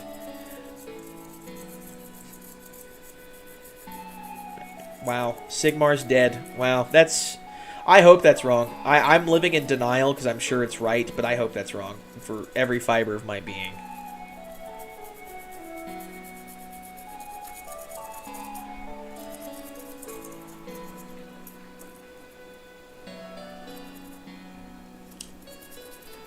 Wow. I'm sorry. That just really brought me down. I'm not going to lie. Yeah. And the main writer of AOS is gone. Wow. Look, I've said it before and I'll say it again. I am not a massive fan of GW. I am a fan of GW's products. I love 40K. I love Warhammer Fantasy. And I don't know a single person in the world who is an unironic fan of Games Workshop and thinks that they're an amazing company. Every fan I've ever met of a Games Workshop product loves Games Workshop products and hates Games Workshop. And that's so stupid. I can't believe that that's even a thing. That's kind of crazy. So they're telling us to not get invested in Mortal Realms or something. Right? Whoever wrote it hated Sigmar. Yeah, well, the GW needs to stop hiring freaking writers like that who's going to show up and just completely rewrite a universe. I'm so tired of... I'm fired up now, just in case anybody else. The 1930s speaker stuff was so bad that people generally tended to overpronounce and enunciate things. The mustached man just went at it like theater at the time. During the server, so many people talk about. You know what? I'm gonna have to. That's how people see my language now. You know what's sad is I love Germany. I love German history so much, and it's great. F is the Mortal Realms. Oh my God. Well, we're gonna talk about that. I'm gonna hop in the server real quick. Josh, we have to censor ourselves. I'm on YouTube, so let's keep that going. Okay. All right. I'm on. What is going on? Yeah, this is disgusting. Okay. So let me answer Miri real quick. The Mortal Realms, Miri, just so you're aware, the Mortal Realms is the setting for Age of Sigmar, which is the current fantasy Warhammer game, which is the successor to Warhammer Fantasy, which GW destroyed, despite people loving it, simply because they couldn't trademark anything in Warhammer Fantasy, because it's all too much generic fantasy. So they killed it off, destroyed the world, literally ended it in an apocalypse, and then created Age of Sigmar, which is now the Mortal Realms, because it's 8 different worlds based off of the different winds of magic in the setting. So that's just a quick rundown of that. Okay, talk to me. What's going on? So, Slanesh is free, Great Horned Rat has now joined the Pantheon, and basically, Sigmar died like a freaking, apparently Archeon killed him like a freaking toddler. Walked in, broke the gates of his ear, killed Sigmar, and to the point where Valrak said, even in the post, even in the deal, they said some of this stuff was so bad they didn't even bother saying the worst of it. They were like, we don't even want to try to describe the worst of it because it's so bad. But Slanesh is free, Skaven are doing their thing, they're just having a blast. He has joined the pantheon of the Chaos Gods, and now Sigmar is dead, literally died. Again, per the post that died like a toddler. They stormed the gates of his ear, killed him, and he had this final solution button that basically just was his get out of jail free card. That he turned around and now combined the realms to form what is essentially called the Last World. Wow, okay. Man, I don't know who this Sigmar guy is, but it sounds like he eats at Weenie Hut Jr. That's the thing, Stolas. It's okay, the Emperor is a knockoff version of Sigmar. He's a worse version of Sigmar from Warhammer Fantasy. He is how do I put Sigmar? He's like Conan meets King Arthur in the coolest possible way. He's one of the strongest dudes ever. He fought gods as a mortal in Warhammer Fantasy and beat them on a regular basis. He had a heavenly forged hammer that was able to kill gods, right? That's the whole, Sigmar is the Giga Chad of Warhammer. That's, the reason we call the setting Warhammer is because of his weapon. And GW is just, from the sounds of it, I hope it's wrong. I hope it's a giant troll for Adepticon coming up. It could be. From what is said, what Valric was saying is usually this guy is, he's I trust this dude when it comes to stuff. It's a laughing face, Stolas. That's what it is. Yeah, man. Yeah, nah. Whatever they're doing now in AOS doesn't exist. Man, that's so sad. Like Sigmar is a great character, a great god. And now, like the things about like the Elven Pantheon, like all these things, and like everybody was like, "What the fuck about this?" They're just like, "Yep." There's been no talk about them or what they're doing or where they're at. Nothing. But Slanesh is back. Slanesh is here. Well, that's crazy, man. There's so many. I'm so sick and tired of all of the writers in GW being like anti-human in everything that they do. Like it's been a trend for a long time. There's gonna be like a there's gonna be non-human what did they say? Like non-human cities of Sigmar now. Like the Cathin, or the one that just came out for Cathay. Old World. Cathay, yeah, those. Okay, I'm slightly aware of Sigmar, but I mostly just know about the ogres. Yeah, like Sigmar is a really badass character, and GW, it's been a trend for more than a few years where more and more writers are just so anti-human in Warhammer products, and I am a staunch pro-human person in all Warhammer stuff, just because I'm sick and tired of the anti-human sentiment, just in general. Like I don't no politics even involved. I'm tired of humans are always the bad guys. Humans are always the evil people, and it's the aliens who hate humanity that are really the good guys. And now they're doing it with Age of Sigmar. It sounds to me, I don't know. It sounds to me like they're trying to rebuild Warhammer Fantasy because the old world is so popular right now. And I hope that that's not what's happening. That sounds awful. This sounds terrible. I don't know how. Like, they're going to piss off everybody with this. There's no way this is going to be... Like, there's a few people who are going to be like, oh, yay, Sigmar's dead, oh, because like, they're anti-human people. Which just makes the whole thing that happened in 4th edition one of the dumbest things that ever happened. What, with the Skaven Tide?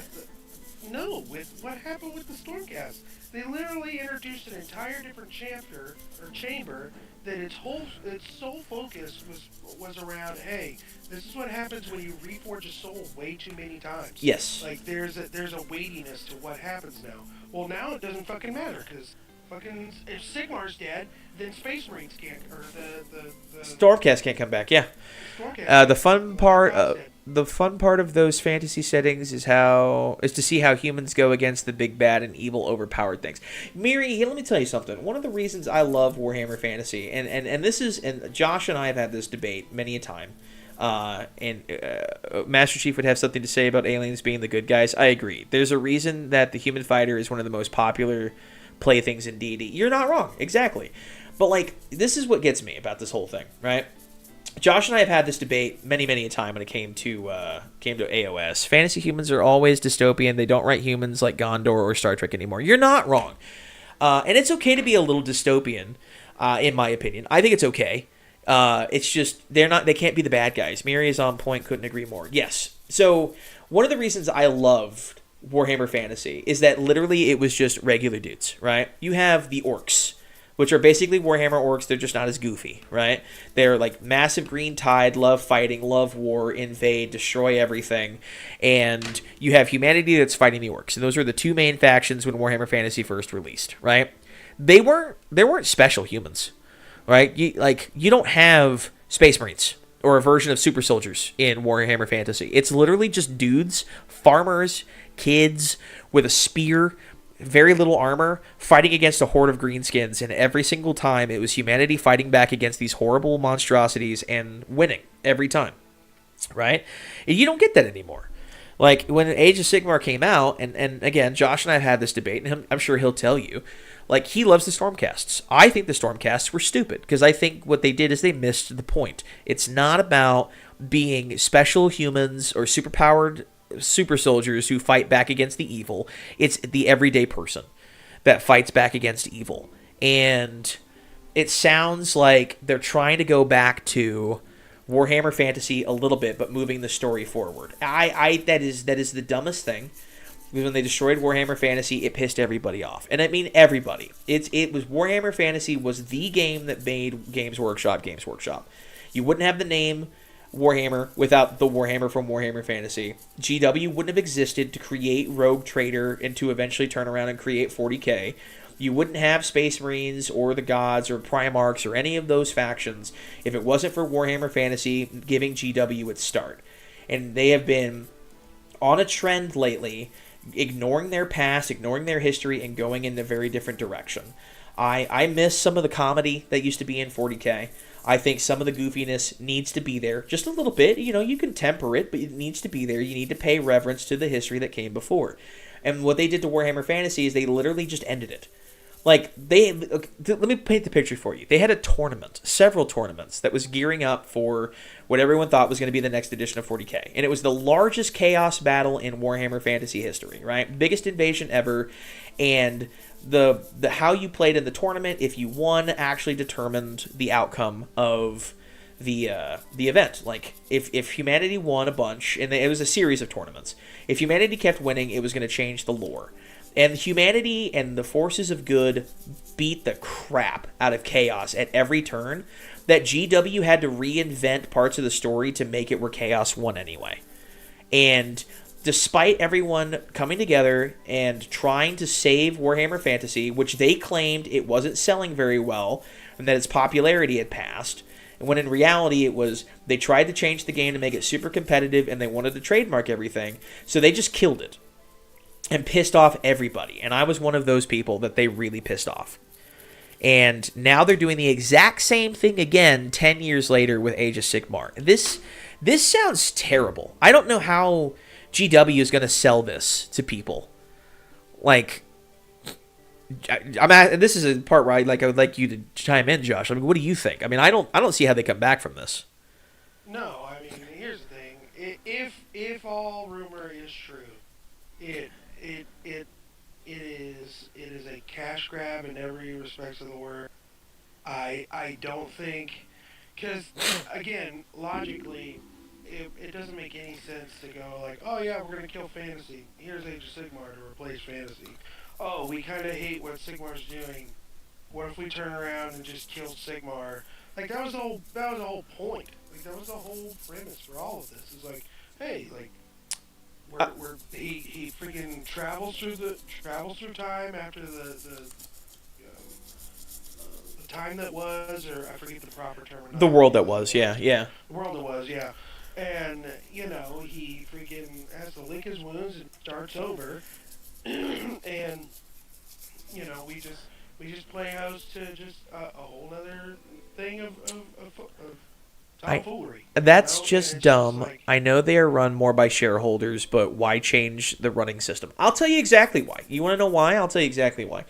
So, it's been a rumor for quite some time now that AOS is not selling. There was a video that was reacted to by a YouTuber and streamer by the name of Morty and Glory, who talks an awful lot about like the hobby, tabletop, you know, like that kind of side of stuff. It sounds like they aren't interested in the old fan base and they're hoping to create a new player base. I think that's a mistake, but I could see an ad exec pulling thing. Yes, exactly. So what happened was AOS, there's been a rumor going around for quite some time that AOS just is not selling, right? Like, they sell a bunch of models at the start of an edition, they sell a bunch of models at the end of an edition, and they sell a bunch of models when there's a major announcement for AOS, like a new model coming out or anything like that. And what's happening here is it's not selling at all. It's dead between. And so what happened here is, like, a video was posted by these guys that run a local game store, and they said, listen, we're not selling any Age of Sigmar. Like, there's no one's coming to our store to play games of Age of Sigmar. There's no pickup games at all. We're like, unless, like, we have a league that we play every week, and unless we are, like, pushing it down people's throats, no one's showing up to play in the league. There's no gaming of Age of Sigmar going on. 40k is flying off the shelves.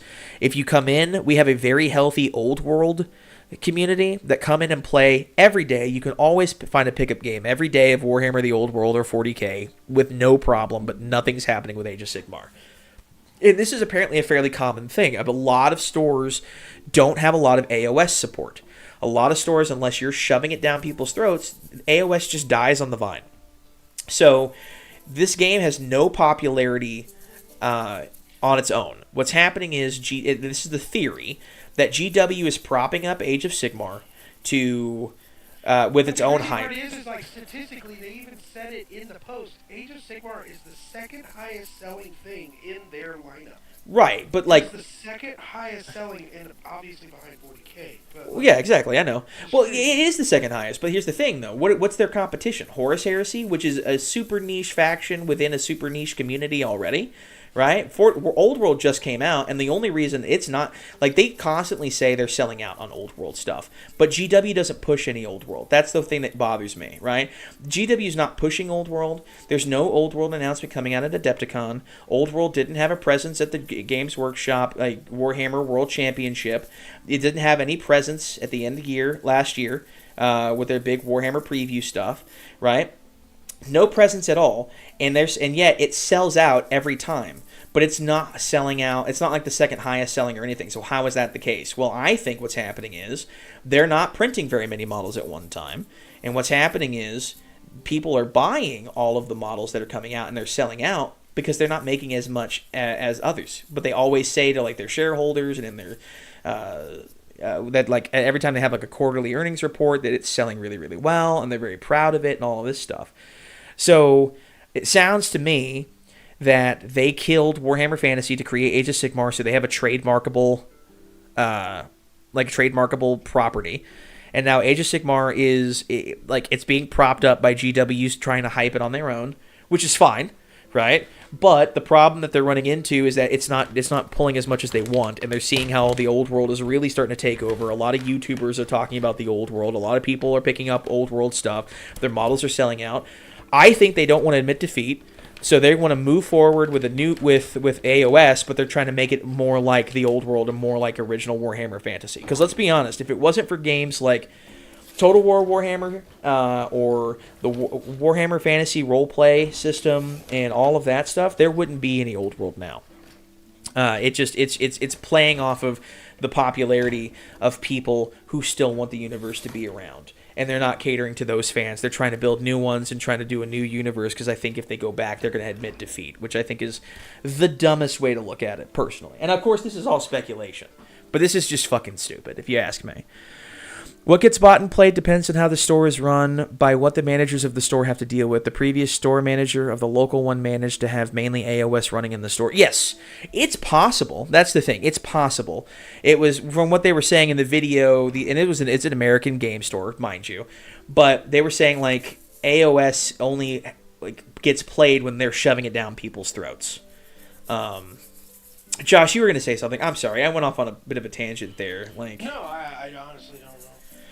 Yeah, it sounds to me like what they're doing, if they get rid of Sigmar, it's going to go right back to being Warhammer Fantasy, no more Stormcasts. If they're bringing in Grand Cathay into it and they're having different cities of Sigmar. Well, they're using, I say Grand, it's... if they're bringing the model. Non-Grey Cat. Yeah. Non-Grey Cat. It's going to be the same concept, the same aspect of like, oh, here's an Asian analog. Yeah, no, that's what I'm getting at. Is like if they're doing that, they're trying to make Warhammer Fantasy, but not Warhammer Fantasy. They're trying to go a completely different route. Because Sigmar wasn't present as a force in Warhammer Fantasy. He was just a god that people worshipped. He didn't have a physical presence. He wasn't giving out blessings per se, right? So it sounds like they're trying to go back to Warhammer Fantasy just in a completely new light, and I think that's stupid. You can keep this is what I said when they killed Fantasy. You can keep Age of Sigmar around. Set it in the far future or a completely different universe or an offshoot, whatever you want to do. You can keep Age of Sigmar and Warhammer Fantasy. You can have both. Because you have fans of AOS now who have been around for the last 10 years since it came out and are going to be super pissed off that you're doing this. And Warhammer Fantasy fans who are going to be like, you're killing Sigmar. What's the point? Like, Sigmar is the guy. Like, it's a shocker that the setting isn't called Sigmar, that it's called Warhammer because of the Warhammer of Sigmar. But Sigmar's been around since the beginning of Warhammer Fantasy. You can't just kill him off and cater to Warhammer Fantasy players either. This is, if this is true, and I hope it's not, this is the dumbest decision they could have made. Genuinely, the dumbest decision they could have made. Because all you're doing is pissing off the fans at this point.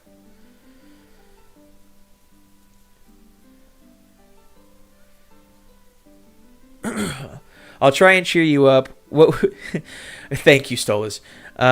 What would you do with the missing Space Marine factions? My local Warhammer shop has both AOS and 40 games occasionally. I actually wanted to get into SEMA too, mainly because of the angry trees. The missing legions? That's a loaded question. Like, what would I do? Like, introduce them into the lore? Or what would I do if I had to design my own legions?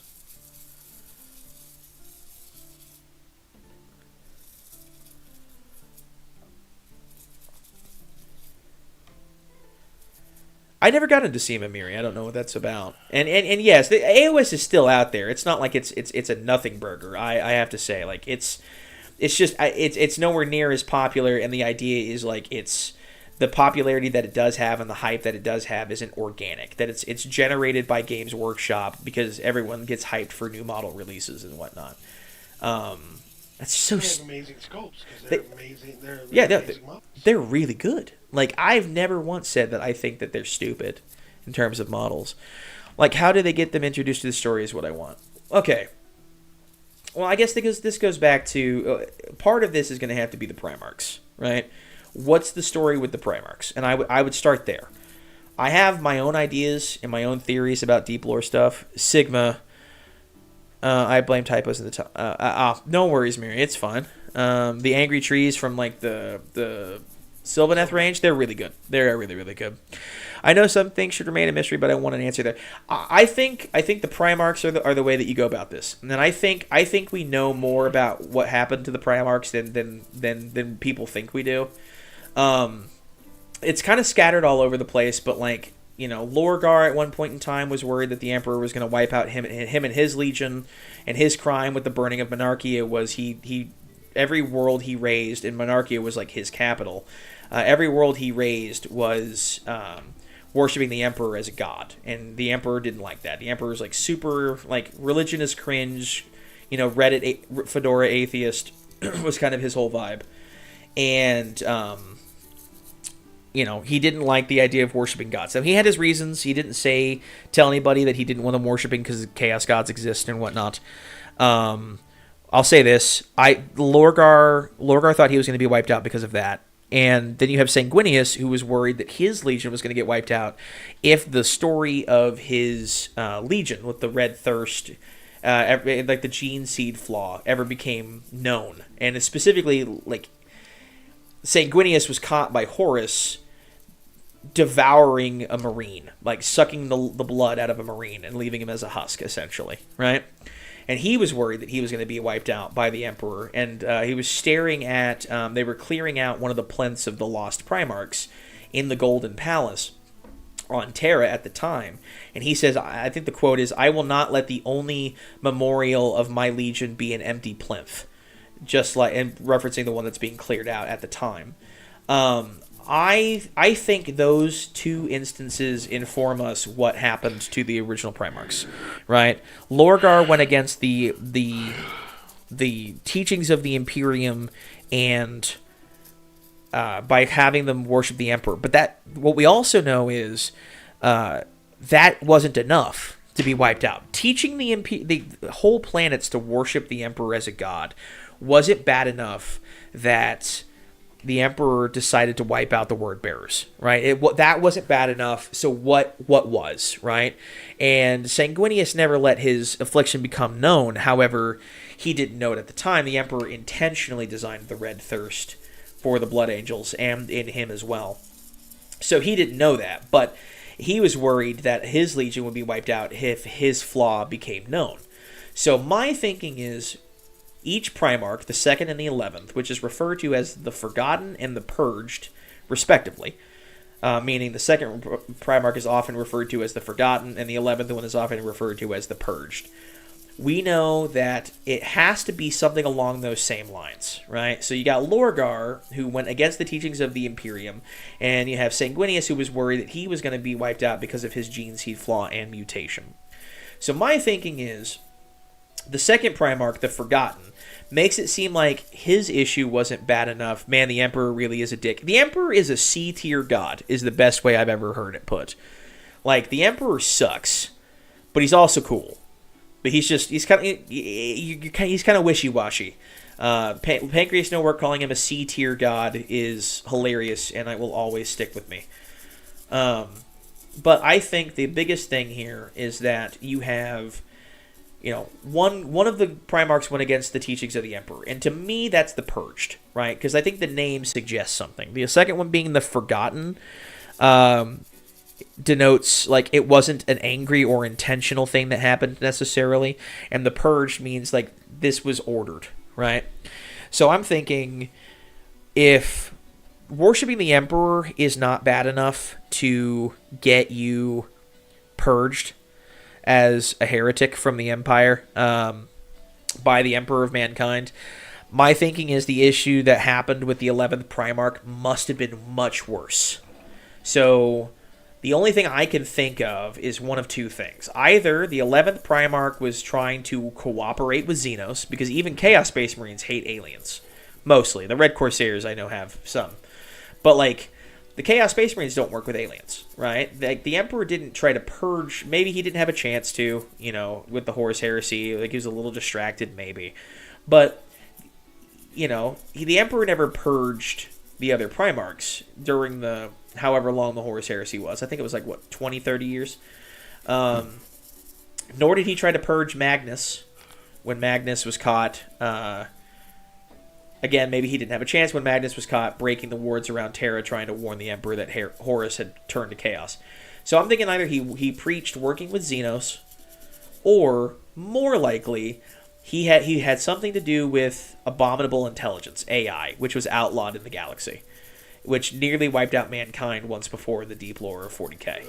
So that's my thinking, is it's got to be one of those two, and that's the 11th Primarch. I think the second Primarch was unstable, and not in a mental kind of way, although that could be part of it. I think he was unstable genetically.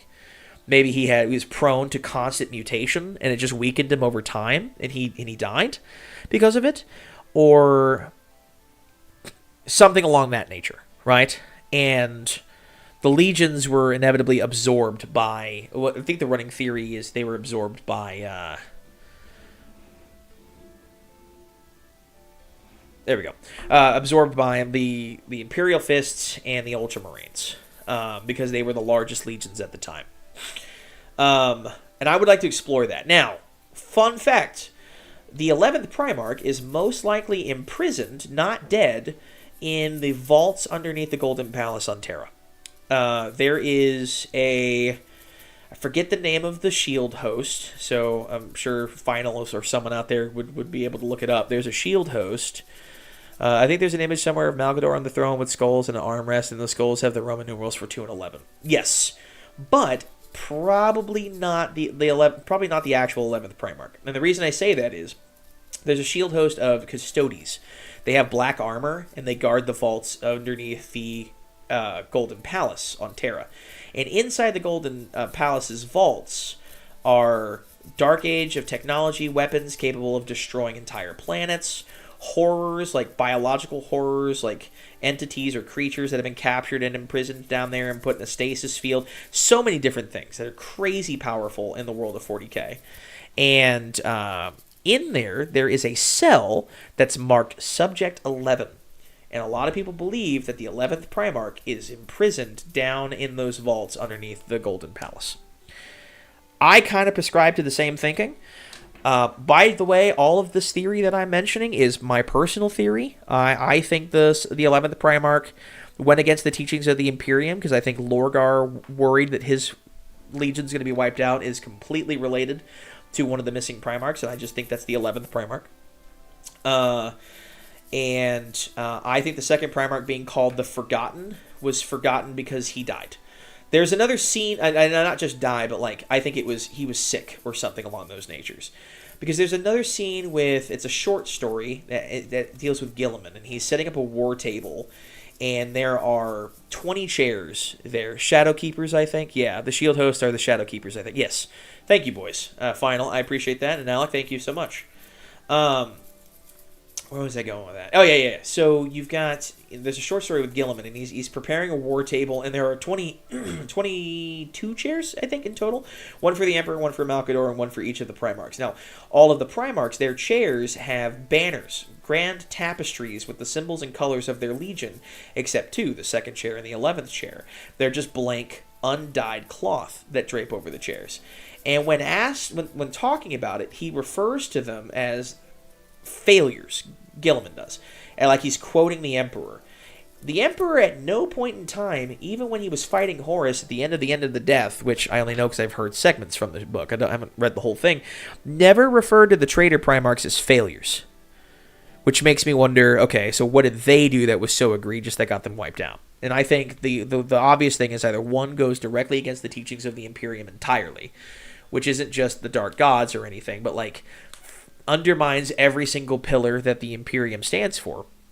Secularism, religion or technology or cooperation with xenospecies, the lack of human superiority in the galaxy, which is my theory for the 11th, and then the second Primarch, who I think dealt with mutation and was horribly sick and died as a result of being physically unstable because the Emperor did not stabilize that Primarch subject for whatever reason. Right? How would I introduce the legions? Interesting premise. I don't know. I think what happens here is it's not going to be a legion. There'll be chapters. Right? You have the Soul Drinkers chapter, which is believed to be a Lost Primarch Space Marine chapter, which I think is a cool way to introduce it if you do it that way. Or do another chapter of Space Marines that you completely create from scratch. That you say were like insert X founding here, and then we have Belisarius Call creates new ones with the Ultima founding, because there's already a belief that the Sons of the Phoenix are Fulgrim Emperor's children, loyalist successors, but they're not masquerading, but Call is masquerading them as Sons of Dorn and Imperial Fists, so you could do it that way. I think the second Primarch... Well, okay. I would like to say I think the second Primarch stays dead. But I also have a running theory that all of the Primarchs will return. And not just Chaos ones. Like... This is a little off topic, but what is your opinion on the trans community? It really depends on the question. I try to avoid anything inherently political on this channel, because I think politics is inherently divisive and corrosive to any kind of community. I have no issues with individuals by any stretch of the imagination. I have no issues with any way an individual person wants to express themselves. I have a small issue, and I say small, quotation small, when people want to enforce their ideology onto other people. I'm very much a libertarian in that sense. Do whatever you want to do as long as it doesn't hurt you or hurt others, and you are of a consenting age. I don't care what you do with your life. However, if it turns around where you're enforcing this onto other people or enforcing this on the people who are underage and cannot make these decisions for themselves in a legal sense, that's when I have an issue. So take what you will from that statement. I have no issues with any trans people. I have no issues with any individuals who believe themselves to be of another gender. I have immense and profound respect for most individuals. I will not lambast any particular individual, but I don't necessarily prescribe to terms like community, because I think there are enough people who will co-opt those terms and use it for their own benefit. And though that's when things start to become inherently political. So I hope that answers your question. It was kind of a nonsensical halfway answer. I'd say that's a little more than quite a bit off topic. Yeah. Well, it's not a bad question necessarily. I hope I answered your question.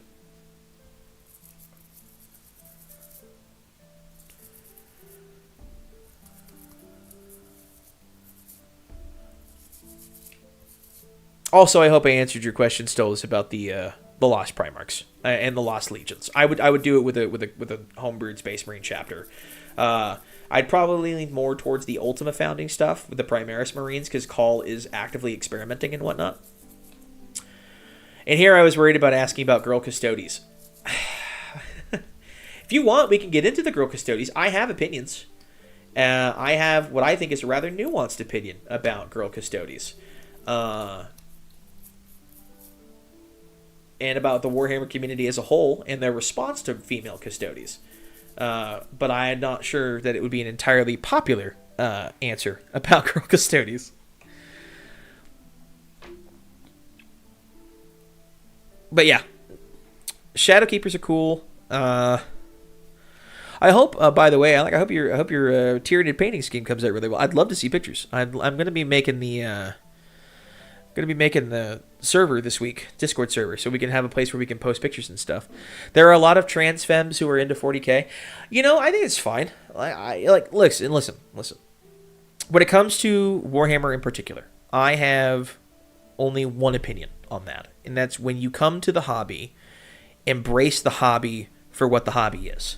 Okay, I've seen it happen in ways, and this isn't like just a trans community thing or a queer community thing or anything like that. This is a tourist issue. Okay, I love 40k. I love Warhammer, and it does appear to me what's happening in Warhammer is, from a Games Workshop side of things, is that Games Workshop is changing it to make it more of what was the best word? Make it more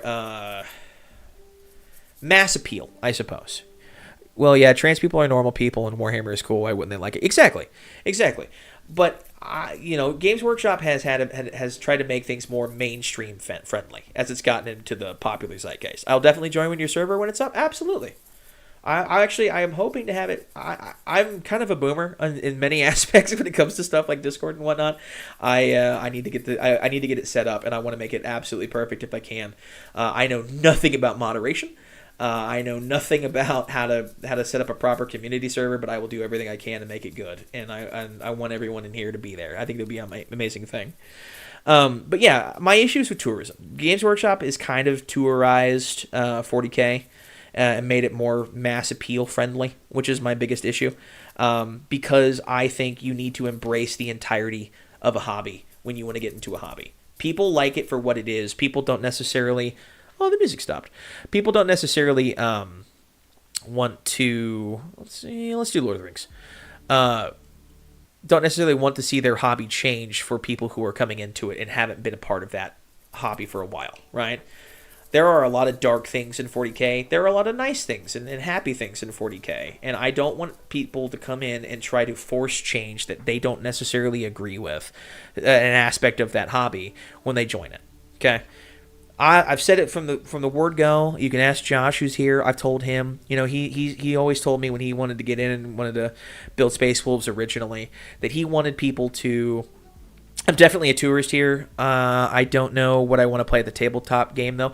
Listen, tourism is fine. It's when tourists come in to try to change the hobby to suit their own needs, right, that I have a problem with. I'm not going to gatekeep this hobby. I want as many people in this hobby as I possibly can, but I want them to accept the hobby for what it is, right? There are certain themes and pillars to Warhammer that are central to the theme. Grimdark is one of them. I don't mind a little hope punk. I think that's fine. I'm actually more of a fan of bringing Primarchs in and changing 40k to a more hope punk aesthetic, but I can't be upset with people who are mad that it's going in that direction because they like the Grimdark. Warhammer started off as Grimdark, and it should always have an aspect of Grimdarkness to it, 100%, right? And you can't be upset when people have been fans of something for so long that love that thing, and people come in and try to change it, and then they get mad at those changes, right? I was a massive Star Wars fan for a very, very long time. My name has been Raging Wookiee in almost everything that I've done since I was 13 years old. My dad can attest to that. 13 years old, Raging Wookiee has been the name of every account I've ever used. I love Star Wars. And then Disney took over Star Wars, and at first I was okay, and I was a fan of it. Let's see. I'm definitely a tourist here. Okay, well, yeah, look at D&D these days. Games Workshop should take notes. I think I do. I wouldn't recommend 40k to everyone because some of its themes, but those themes need to stay. Agreed. Not every hobby is going to be for everybody. And if you make a hobby for everybody, then it ultimately will appeal to nobody, right? You can't have an ocean wide and an inch deep. You have to have depth to a hobby. It's okay to be niche, right? And anybody who wants to lambaste people for decisions that they make outside of the hobby, like being trans or gay or straight or whatever have you when it comes to Warhammer, what's the point? Like, we're all fans of tiny little plastic dudes covered in paint and just rolling dice and throwing it at each other and making fake explosion noises when your models finally fight on the tabletop, right? But, and it's happened too many times where, like, people come in and they change it because they want to see themselves in the hobby. No, you the hobby speaks to you, and you join the hobby because of what's already there. You don't need to see yourself in the hobby. You can just see what appeals to you in the hobby as a whole. And if you go in and try to change it to reflect you, you're just going to inherently change it, right? That's exactly what happened to Star Wars with Disney Star Wars. I loved Star Wars. I read a lot of the books when I was a kid. My mother, when I was 7, bought me the Han Solo trilogy. Like, this is back before, obviously Disney, because I'm, turning 32 on Friday or Saturday. Saturday. And so I read those books and I loved those Han Solo books. And then Disney came in and they decanonized all the books, and I was like, well, there's a lot in the books that are kind of like not good and very esoteric, and you can just wipe those out and take all the good stuff. And then they just changed it. They made Star Wars what it wasn't about, and fundamentally like did misunderstood things, like, not to get on the rant about Star Wars. I apologize. This is the only thing I'm going to say about it. But, like, there's a line in Disney Star Wars is rough. No kidding. There's a line in Episode 9, where, they had Hayden Christensen come in and they recorded a line where he said, and when Rey is absorbing all the souls of all the former Jedi to fight Palpatine again, bring balance to the Force, Rey, like I did. But the prophecy about Anakin in Star Wars is that he was the chosen one. He was going to bring balance to the Force. And what did balance mean? Well, balance was you had to destroy the Sith and destroy the Jedi. They were too dogmatic in their approach. I'm 42 and I'm not the oldest in chat. No, you're not, Stolas. My parents are here. Welcome. That's the reason why I like the Salamanders. Doesn't mean I want the Drukhari to vanish. I just need some fucked up stuff in there. You're still younger than some of my friends, Wizard. Thank you, Barry. It makes me feel better. I don't feel like I'm getting old. My wife would say I'm old, but I feel fine. But, but they didn't understand that Anakin brought balance to the Force by destroying the Sith and destroying the Jedi. That was what bringing balance to the Force was. And then they turn around and say, like, Palpatine's back. Well, then you don't understand the story that was being told in the original movies. Just straight up, right? And that's how I feel about 40K. If you're going to join 40K, that's fine. Join 40K. I think more people being into the hobby is a good thing. But when people come in and they're campaigning for, like, we need female Space Marines. No, we don't need female Space Marines. In the lore, for years, it's said that women cannot survive the process of being turned into a Space Marine. Does that mean I don't believe that women should be represented in 40K? No. You have the Imperial Guard, but there's even female-only factions like the Sisters of Battle. I'm fine with that. I love the fact that those are there. My 10-year-old niece, has a combat patrol of freaking Sisters of Battle, and she built a penitent engine, and we paraded it around the game store and showed people, and just showed everyone that was sitting down building models that, hey, this is what my 7-year-old niece built, right? Like, that's great. I love that. I want people to get into this hobby. I think that's such an amazing thing. This is such a deep conversation, and here I am somewhat high off plastic glue. Well, you know what, Final? Welcome to the conversation, buddy. Nice, I'm used to being the oldest. The Sororitas are badass. Yes, the Adeptus Sororitas are amazing. And I think... To the point where even the Sororitas at one point were beating Space Marines. Oh, yeah, absolutely. Yeah, it's great. I love the Sororitas. But we don't want to do that. We don't want to talk about it. Yeah. The time when they were these religious, zealous women. They are literally Black Templars with vaginas. That's literally what they are. They're Black Templar women with vaginas. That's it.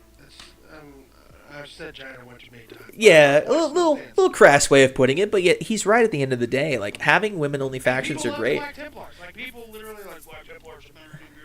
I'm trying to build some hill tribesmen and forgot how to open a window. I've been there.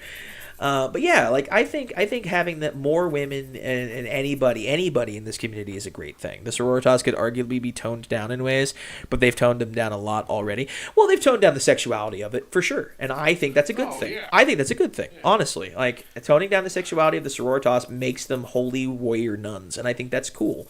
You know, because I think the people that want to ultimately bring any kind of sexuality, them like that niche will find it. Like Rule 34 is there for a reason. Like, yeah. There's gonna be a way to find it somehow, some way. So it's like, arguably, it's like, yes, if you can present it already on the surface, the internet will take care of it. Yeah, exactly. And I think the sororitas are much better off with the way that they're being represented now. You know, I would, however, hate someone to come in and say like, oh, hey, we want more women in power armor.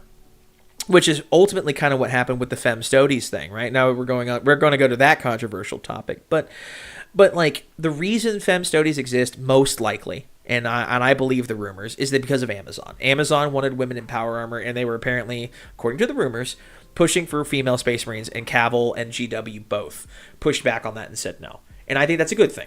Space Marines should stay men. They at one point in time tried making female Space Marines back in the 80s and 90s, and they didn't sell well, and GW retconned them out of existence and stopped making the models. You could, in theory, buy a female Space Marine model if it's still out there. They're probably going to be insanely expensive because they're a collector's item, but you could. At the same time, you can. There's so much in the 3D printing community. You can buy a bag of heads for like $10.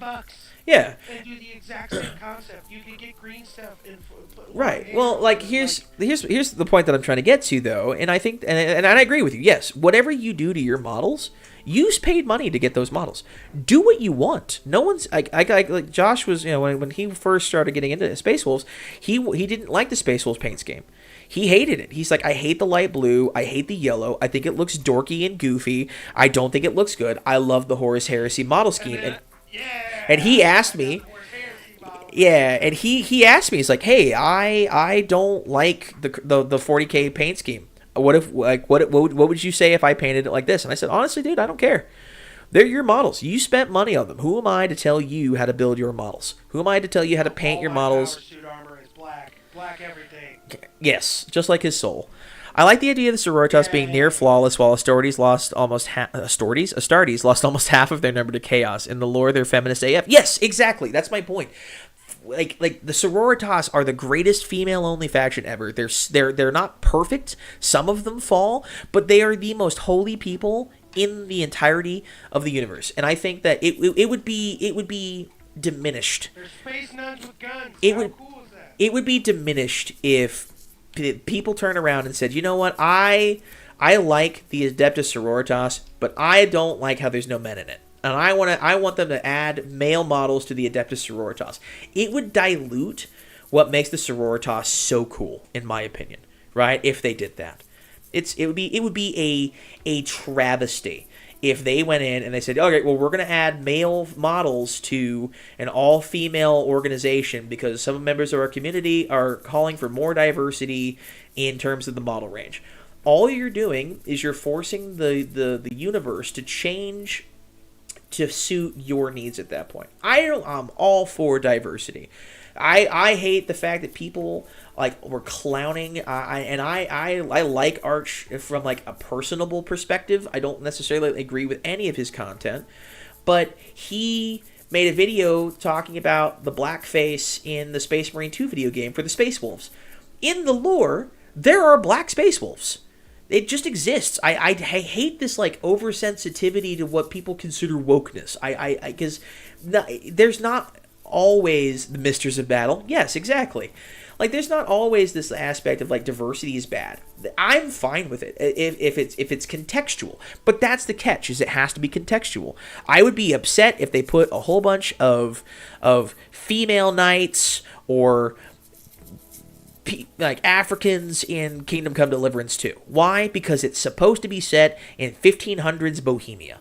But if it's a futuristic game, if it's a sci-fi, why? Why does it matter? You know, I made fun of people who made fun of the fact that you can have gay romances in Baldur's Gate 3, and people are like, it's woke because you can have sex with a bear. It's an RPG. That's the point of role-playing. Is it's supposed to give as many variety of choices for the people who want to role-play that. And that's fine. Guess what? I played Baldur's Gate 3. I am clearly a heterosexual male. I have a wife. Guess I never had a gay romance in Baldur's Gate 3. I'm not bothered that gay romances exist. I did not, because it's a male bear. But my my whole point is like it's not that big a deal to provide player choice, and I think anybody who's overly sensitive to that choice is silly and stupid and needs to stop talking. And anybody that wants to come in and change a hobby to suit their personal political or religious or spiritual needs is also equally goofy. You know, this hobby is so amazing and the community is so wonderful that a lot of times, and there are people who are out there who are hateful, spiteful, and gatekeepers. I'm not going to say that. Unless, right. Space Wolves, a friend said that they have a bit more adult fun than normal Space Marines. Oh yeah, they invented a whole, like, they have mead, or they have beer that's so toxic, it gets Space Marines drunk. It's impossible to get Space Marines drunk, but they've invented a way. Player choice is awesome. People get pissed off about The Witcher not having many black people in a fantasy mystic Poland that's canonically the entire empire is in this. Yes, and then the best part is there is people of color in it, but they have to come from a long... I forget the guy that lets you craft the runes that came in the Hearts of Stone. Is it the Hearts of Stone DLC? I think it's the Hearts of Stone DLC. And it's so good. I love The Witcher 3, and people gave it so much crap back in the day. But at the same time, like... Thank you, Jesus. Sorry. I'm playing this game. This guy's like... just not moving. I'm trying to move along. You're good, brother. But like, you know, like it's just you know. Anyway, I've belabored the point to death. I think people understand my point of view, and I don't know. It's a very nuanced opinion. I'm fine either way as long as people want to come in and accept the hobby for what it is, and I don't care what you do in your personal life. I don't care how you live I don't care what's in your pants. I don't care how you live. Do what you do, you boo-boo. I'm going to support you in everything that you can do as long as you're not hurting anybody else. And I think that's amazing. Try to get in my pants. Well, you're my best friend. I have to. But, you know, like, yeah. And I welcome anybody who wants to get into Warhammer. I'm trying to get my niece into it. She doesn't seem all that interested. When I have kids, I will raise them in Warhammer. Like, I'm going to be that overbearing dad who wants their kids to play sports, but instead of going and playing football and I'm forcing that on my kids, it's Warhammer. That's what I'm going to do. I'm going to be that guy.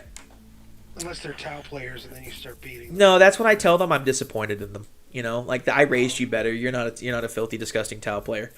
If there are any Tau players in the chat, I apologize. But Empire for the win.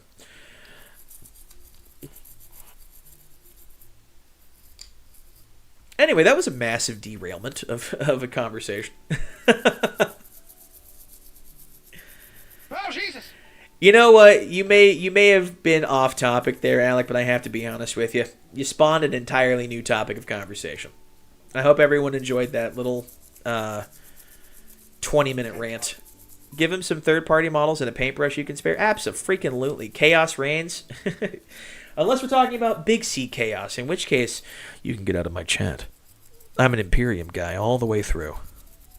Although Final did kind of make the Red Corsairs look really, really good, and I might be buying some Red Corsairs now. The only Chaos Space Marines, the only Chaos faction in 40k at all that even looks remotely good to me. Found that rat He did! He sent you a message on Instagram, believe it or not. Did he? Yeah, he also sent me a message in chat. He asked me about it, and I was... What's going on? Oh, the sharkness is stuck. Oops. This was a structured conversation for me. We tore the galaxy in half. Screw you, Stolas. Give me back my Imperium Nihilus. Alright. Come on. It's caught on a rope. I gotta let the dogs out. Come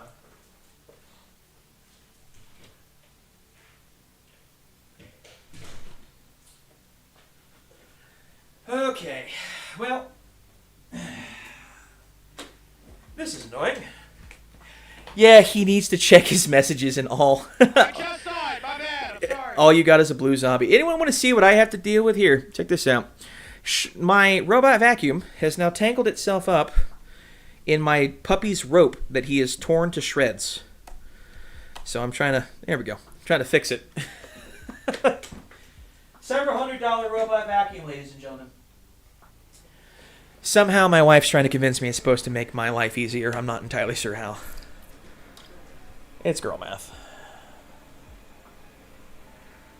There we are. Is everyone can anyone hear the music, by the way? Are we enjoying the music? I worry about Lord of the Rings being a little too chill. Fuck you, Hellbrute. No! Leave me alone! Anyway. No! I'm actually making pretty good progress. My desk, see if I can adjust the stand here. My desk is filled to the brim right now with just fucking...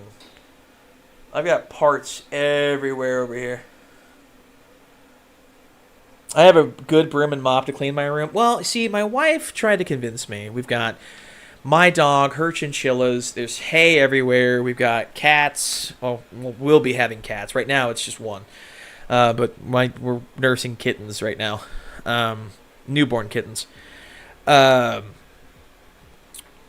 got a lot going on, and I've got a husky, and we've got a Malamute puppy, so there's like dog fur everywhere. So it's kind of like imperative to keep up, and we're not always home to take care of that, which is a problem. So, and I've done a lot of sweeping. All right, I'm gonna try to get this nice and clean. This is the Throne Mechanicum. If you know, you know, because I have an entire lore series that started this. Is Chaos or Nids the biggest threat? It's Nids. It's Nids. All of the conflict with the Tyranids that we've seen up to this point comes from the tip. I did say come and tip. Comes from the tip of the invasion fleet. Thank you, Josh. Comes from the tip of the invasion fleets of the Tyranids that are entering the galaxy now. So if I had the maps, I'd pull it up and show you my screen because it is interesting. The invasion fleets are massive, and when you look at all the battles that they appear with, they ultimately, I don't know how to really point, like the billions upon billions of Tyranids we've seen now are a percentage of a percentage of a percent of the Tyranids that are invading the galaxy, and they're invading from multiple fronts. So each of the hive fleets that are invading, there's like 5 or 6. And they're invading from different areas of the galaxy, and they are swarming towards the center of the galaxy, right? And they will ultimately win unless the rest of the galaxy band together. And it's never going to happen. That's the whole point of 40K. It'll never happen. The Nids will ultimately destroy everything, I wrote a short story about how they all came together. You did. Thank you, Josh Epo. Ultimately wrote a short story. Tell Final I sent him the address. He sent you the address, Final. He can hear you. You do know that, right? Like, everyone in the Discord server can hear you. Yeah, I am, yeah. As a new fan, I actually like Abaddon, and I know already that's not popular. Yeah, unfortunately, like, the problem is the way Abaddon is written. All right. Sorry, I'm still pissed about AOS. It's okay. That's all right. We're gonna... There we go. Gonna need an Avenger style team up with the Town and the Elder. It'll probably happen if they want to go that route for sure. But like Abaddon, the reason why people don't like Abaddon is because the way GW has written Abaddon to this point. And it seems like oh, that just makes perfect sense. Hear me out, okay? Abaddon has gotten his butt kicked 13 times. For the longest time, it's been a running joke that Chaos can't ever get a win, right? That's the whole point. Chaos is just the bad guy for the good guys to beat up, right? And so he's like, and it's been in the lore, it's been shown like incompetently. All 12 of his Black Crusades up to the 13th he's been beaten handily. The problem is they came back in and they retconned the 13th Black Crusade, which is not how it originally went down in the lore. They changed it, which is fine. And the problem that they did is that no, actually Abaddon meant to lose those fights. You see, like he was supposed to lose He was supposed to be defeated. He was supposed to do, because he was actually, his goal wasn't to win the war. He was trying to accomplish smaller feats of whatever, blah, blah, blah, yada, yada, cope, right? And so, like, the 13th Black Crusade, well, actually, he won because he lost in the 8th Crusade because he was trying to weaken Cadia's planetary structure and blah, blah, blah, blah, blah. They just retconned it, right? Which is so stupid. And they're trying to make him seem like such a competent leader now.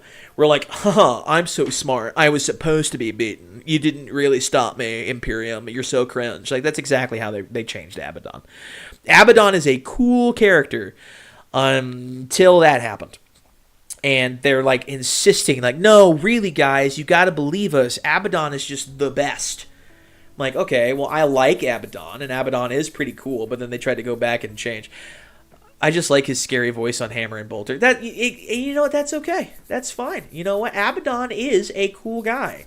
They just need to stop, like, going back to the... I think he's neat. They need to stop going back to the whole, like, anime super intelligent protagonist. Actually, you fell for my trap because I'm going to beat you because you didn't suspect X, blah, blah, blah. Like, that's what they need to stop doing. And the worst part is like, the damage to the Black Legion and the damage to Abaddon's reputation in the community is so final at this point. Final gaming, is so final to this point that the Red Corsairs, people believe, are actually going to be the new Black Legion moving forward. That the Red Corsairs will be the new default Chaos Space Marines moving forward. And, like, the Black Legion will still be there, but all the Chaos box sets, all the generic Chaos stuff is going to be just Red Corsair stuff. Which, I like the Red Corsairs, because they're not necessarily devoted to a Chaos. They're not necessarily devoted to a Chaos God. They are devoted to taxes or cringe, and the Imperium sucks for what they did to Bad Ab. Huron Blackheart and all of that. Now, obviously, the Huron Blackheart has fallen to Chaos. He's a Chaos Undivided Chaos Space Marine. But the vast majority of the Red Corsairs, they don't worship a Chaos God. They just follow Huron Blackheart, and they're pirates. So they're basically like the Renegade Space Marine chapters of Chaos. And that's a reason, like, a lot of people like them. So, except the model. I have to admit, the model does remind me of Wallace from Wallace and Gromit, just a little bit. They're trying to take my cheese, Gromit. Like, that's the vibe I get from him, unfortunately. The dirtier the better. So, I thought I told you to go back to your dock. What are you doing in here? Okay. Robot vacuum is back. I'm scared. Save me.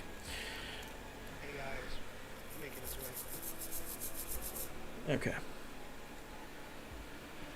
Oh my gosh. My shirt is absolutely soaked in parts, unfortunately, and my hand is pruny. I don't know if you can see that on camera. I think you kind of can. That's your little pruny. Ah, come on. Stop running over stuff. Go away. Stupid robot. The Emperor really should just come and commit mass violence on all of the Men of Iron in my house right now. That would be really nice.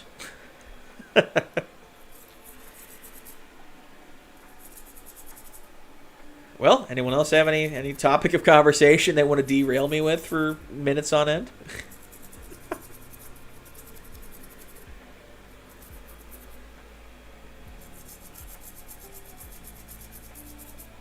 And that's why I have an old, already stained shirt. You're not wrong. I mean, the good news is it's just water and soap. It's not like it's going to be the death of me or anything. It might be. It could be. You're not wrong, Josh. It could be the death of me, but it's not going to. Did you hear about that one guy that was so dirty that he ended up taking a shower and ended up killing him? No.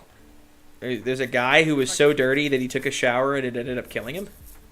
Yeah, there's like a guy in India or something like that, and he was like known as the dirtiest man. And also, I got a dip because it's late. Oh, derailing conversations will happen as soon as there's a Discord. Miri, you know what? Yes, you're not wrong. And I want to say thank you so much for stopping by. I hope you have a wonderful evening. I know you're several hours ahead of me. Wait. Oh, derailing conversations will happen as soon as there's a Discord, or wait. Okay, I'm waiting. What am I waiting for? Leave me Why do I alone. do this thing with my pinky? I feel like I'm just a SpongeBob meme. You know, when in doubt, pinky's out, ladies and gentlemen. All right, Mary. I do hope you have a wonderful evening. Thank you again for stopping by. It does mean a lot that you swing by, and thank you for staying as long as you can.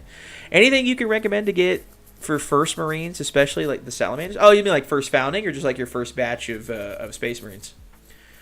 Don't buy all of them. So, That's what I did. can you recommend anything? Can you recommend to get anything you can recommend to get for the first Marine? So I'm thinking first founding. You know, Salamanders are a great starting faction to work with. The color scheme is relatively simple. Don't try to paint any fire flame effects on them, but Salamanders are great. My personal favorite are Space Wolves. My first models. Okay, well, honestly, okay. Avoid any first founding stuff. If you want to pick a chapter, honestly, I'd say you could pick. You could pick from a first founding legion, but a really nice way to get started is to pick a successor chapter of some kind. I recommend, you know, obviously I'm a Space Wolves fan. They now have Ultima founding Space Marine chapters like the Wolf Spear. I also, like, I'm really a huge fan of the Sons of the Phoenix, but there's just not a lot of lore about them. But yeah, I mean, Salamanders are fantastic. You could do that. Iron Hands are an underappreciated faction, but I do think they're really cool. Super into cybernetic augmentation and things like that. I think you should really look at the Dark Angels. But Josh would like you to look at the Dark Angels. He says they're the best.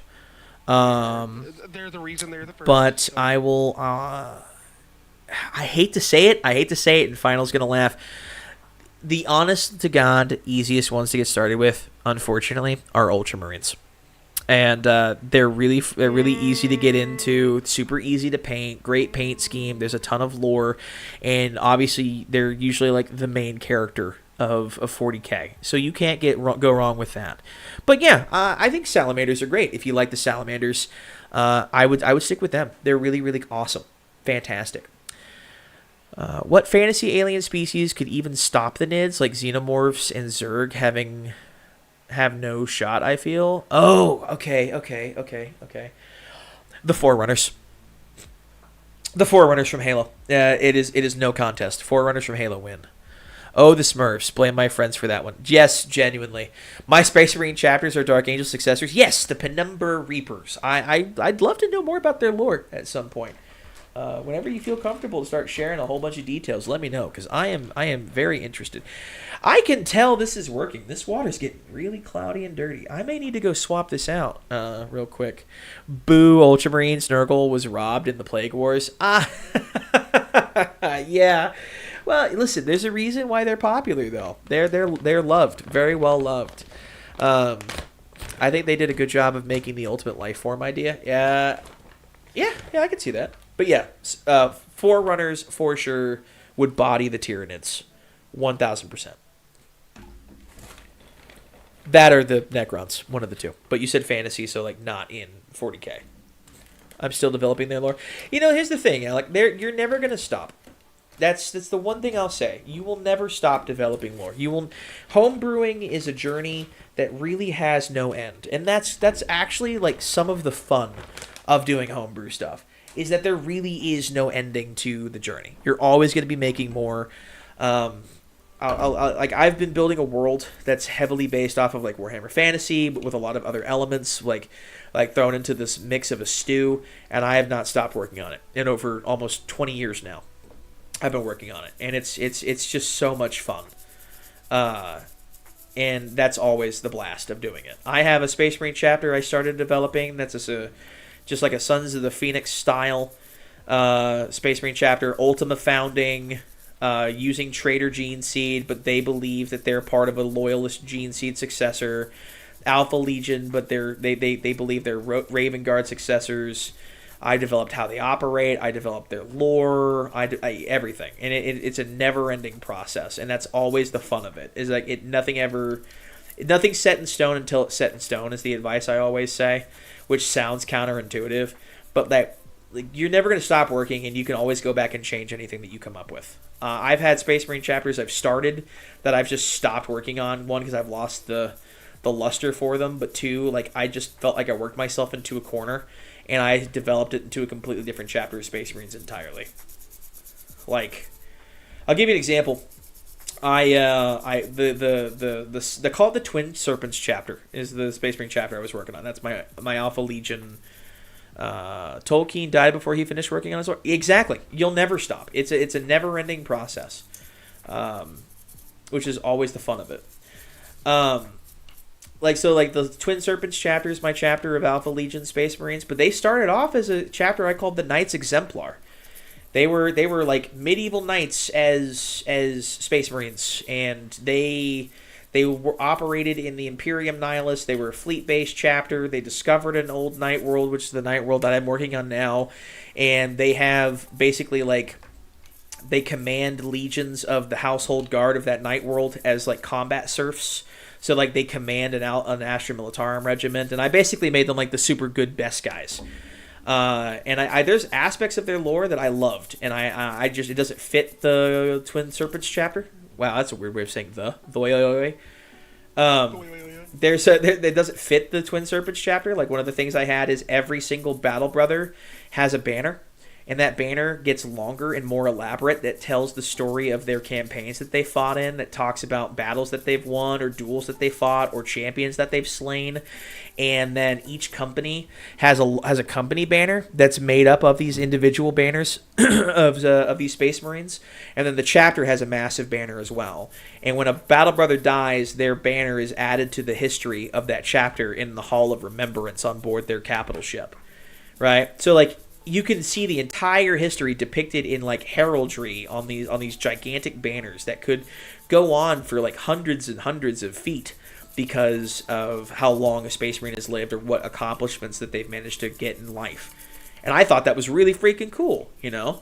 And like they have serfs that constant, like they call squires that follow them around, and or heralds. I'm sorry, squires were their aspirants, and they would record their deeds and sew it into these banners for them on board the ship. And I thought that was really cool, and I still think it's really cool. But it doesn't fit the motif I wanted to go for the Twin Serpents Legion. So I took a lot of other lore from the Knights Exemplar, and I morphed it into an Alpha Legion spy, super stealth obsessed Space Marines chapter.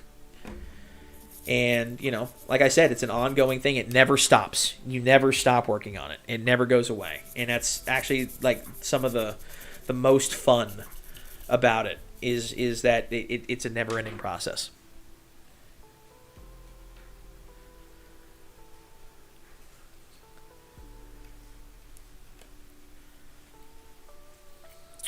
Good news, ladies and gents. I have a waist. Why do the Night Lords have such an 80s color-coded color scheme? Makes it hard to take them seriously as scary guys sometimes. You know why? Because 40K came out in the 80s. And that's why. Like, they're all 80s coded. Have you seen the Space Wolves color scheme? Do you think that that's intimidating? They're goofy as hell. But that's kind of half of the fun, you know? That's kind of half the joy of it. Like, you've got Dark Angels that have dark green armor, tan, khaki, like, cloth on themselves.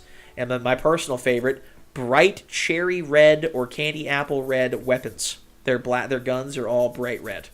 But, you know, the Night Lords, like, in particular, I agree. I think the lightning effect and the bright red is really what does it. But when you build your own models, you can kind of make those colors whatever you want. I would go for a darker red, personally. Like an almost black navy blue and a darker red with only the highlights being that same bright shade of red. And then I do the lightning effects on the armor. But the only way to get that to make them glow, I think, is using an airbrush. But if they glowed, it would look sick, you know? If you could do like an OSL or object source lighting on the model to make it where like it's illuminating parts of their armor, they would be scary. But as a base color, I don't disagree with you. They're not very intimidating. But you see, the true horror of the Night Lords isn't necessarily their appearance, necessarily, like I said. It's actually their actions. I think there was a world, I kid you not, I think there was a world that they brought in compliance in the Great Crusade where they had the least amount of kills. I think they killed like um, like 1,000 people and conquered an entire planet. And what they did is they captured the defenders. Like they boarded a ship, brought that ship down to the surface of the planet. So this is like this planet's naval ship. Brought it down to the planet. Then they dumped the bodies of these men out of the ship and they rained corpses on the city. And the corpses were skinned, completely skinned, and they could tell some of them were still alive when they pushed them out of the ship. So you could hear these screams and cries of these men as it rained blood and corpses on the city, and the entire planet surrendered. Just surrendered on the spot. Which, you know, if that happened to me, you know, personally, and I don't disagree with your opinion, but if that happened to me personally, I probably wouldn't. Probably would think they're terrifying no matter what color they wore. But no, I get where you're coming from, though. I understand. And you think Conrad would have been your favorite in high school? Listen, everybody is a fan. Like, have you read the Night Lords trilogy? You should read the Night Lords trilogy. That's a book series that made people fans of the Night Lords that hated the Night Lords before. And I've heard it's amazing. I've not read it myself because I am too scared to fall in love with chaos. My chapter does have a relic called an Echo Shard that they keep in their main fortress monastery. That's cool. Why is it called an Echo Shard? I'm curious.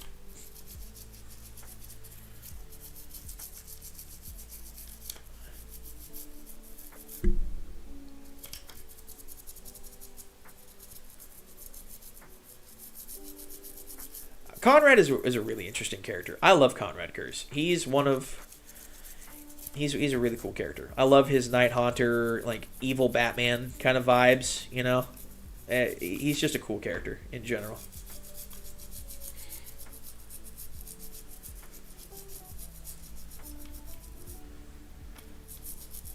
I don't know that I'm going to get through all these parts today on the stream, but I'm working my butt off to get there.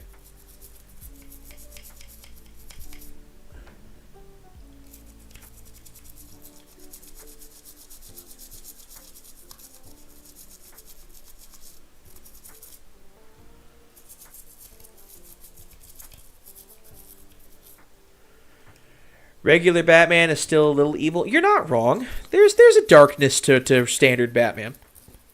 But, you know what's not going to happen? My favorite comic, not like actual comic book, like internet web comic, right? Is you have, and it was like a chibi form, which, you know, if you know what that is, I'm so sorry. Of Conrad Kurz, and he's flying around on rooftops. And he's like, Nocturne, what a beautiful, I think it's Nocturne. It doesn't matter. His home world.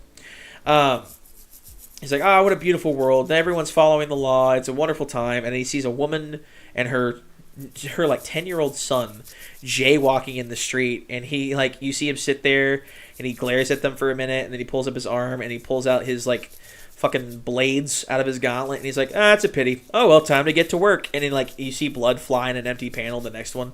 It's so funny to me because, like, any crime that you commit around Conrad Kurz was punishable by death, and that does technically include jaywalking. At least you can say this: there was no crime on his world, unlike some other Primarch's worlds.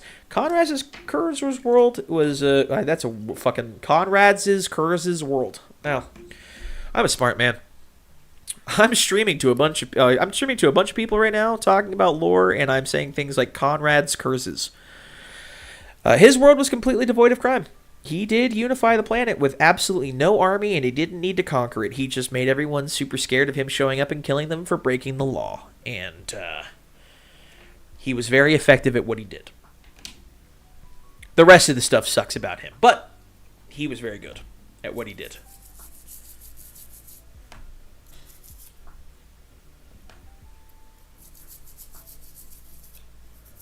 It could be argued that crime was the crime was being committed by Conrad. You're not wrong. Conrad Kurz is he's something.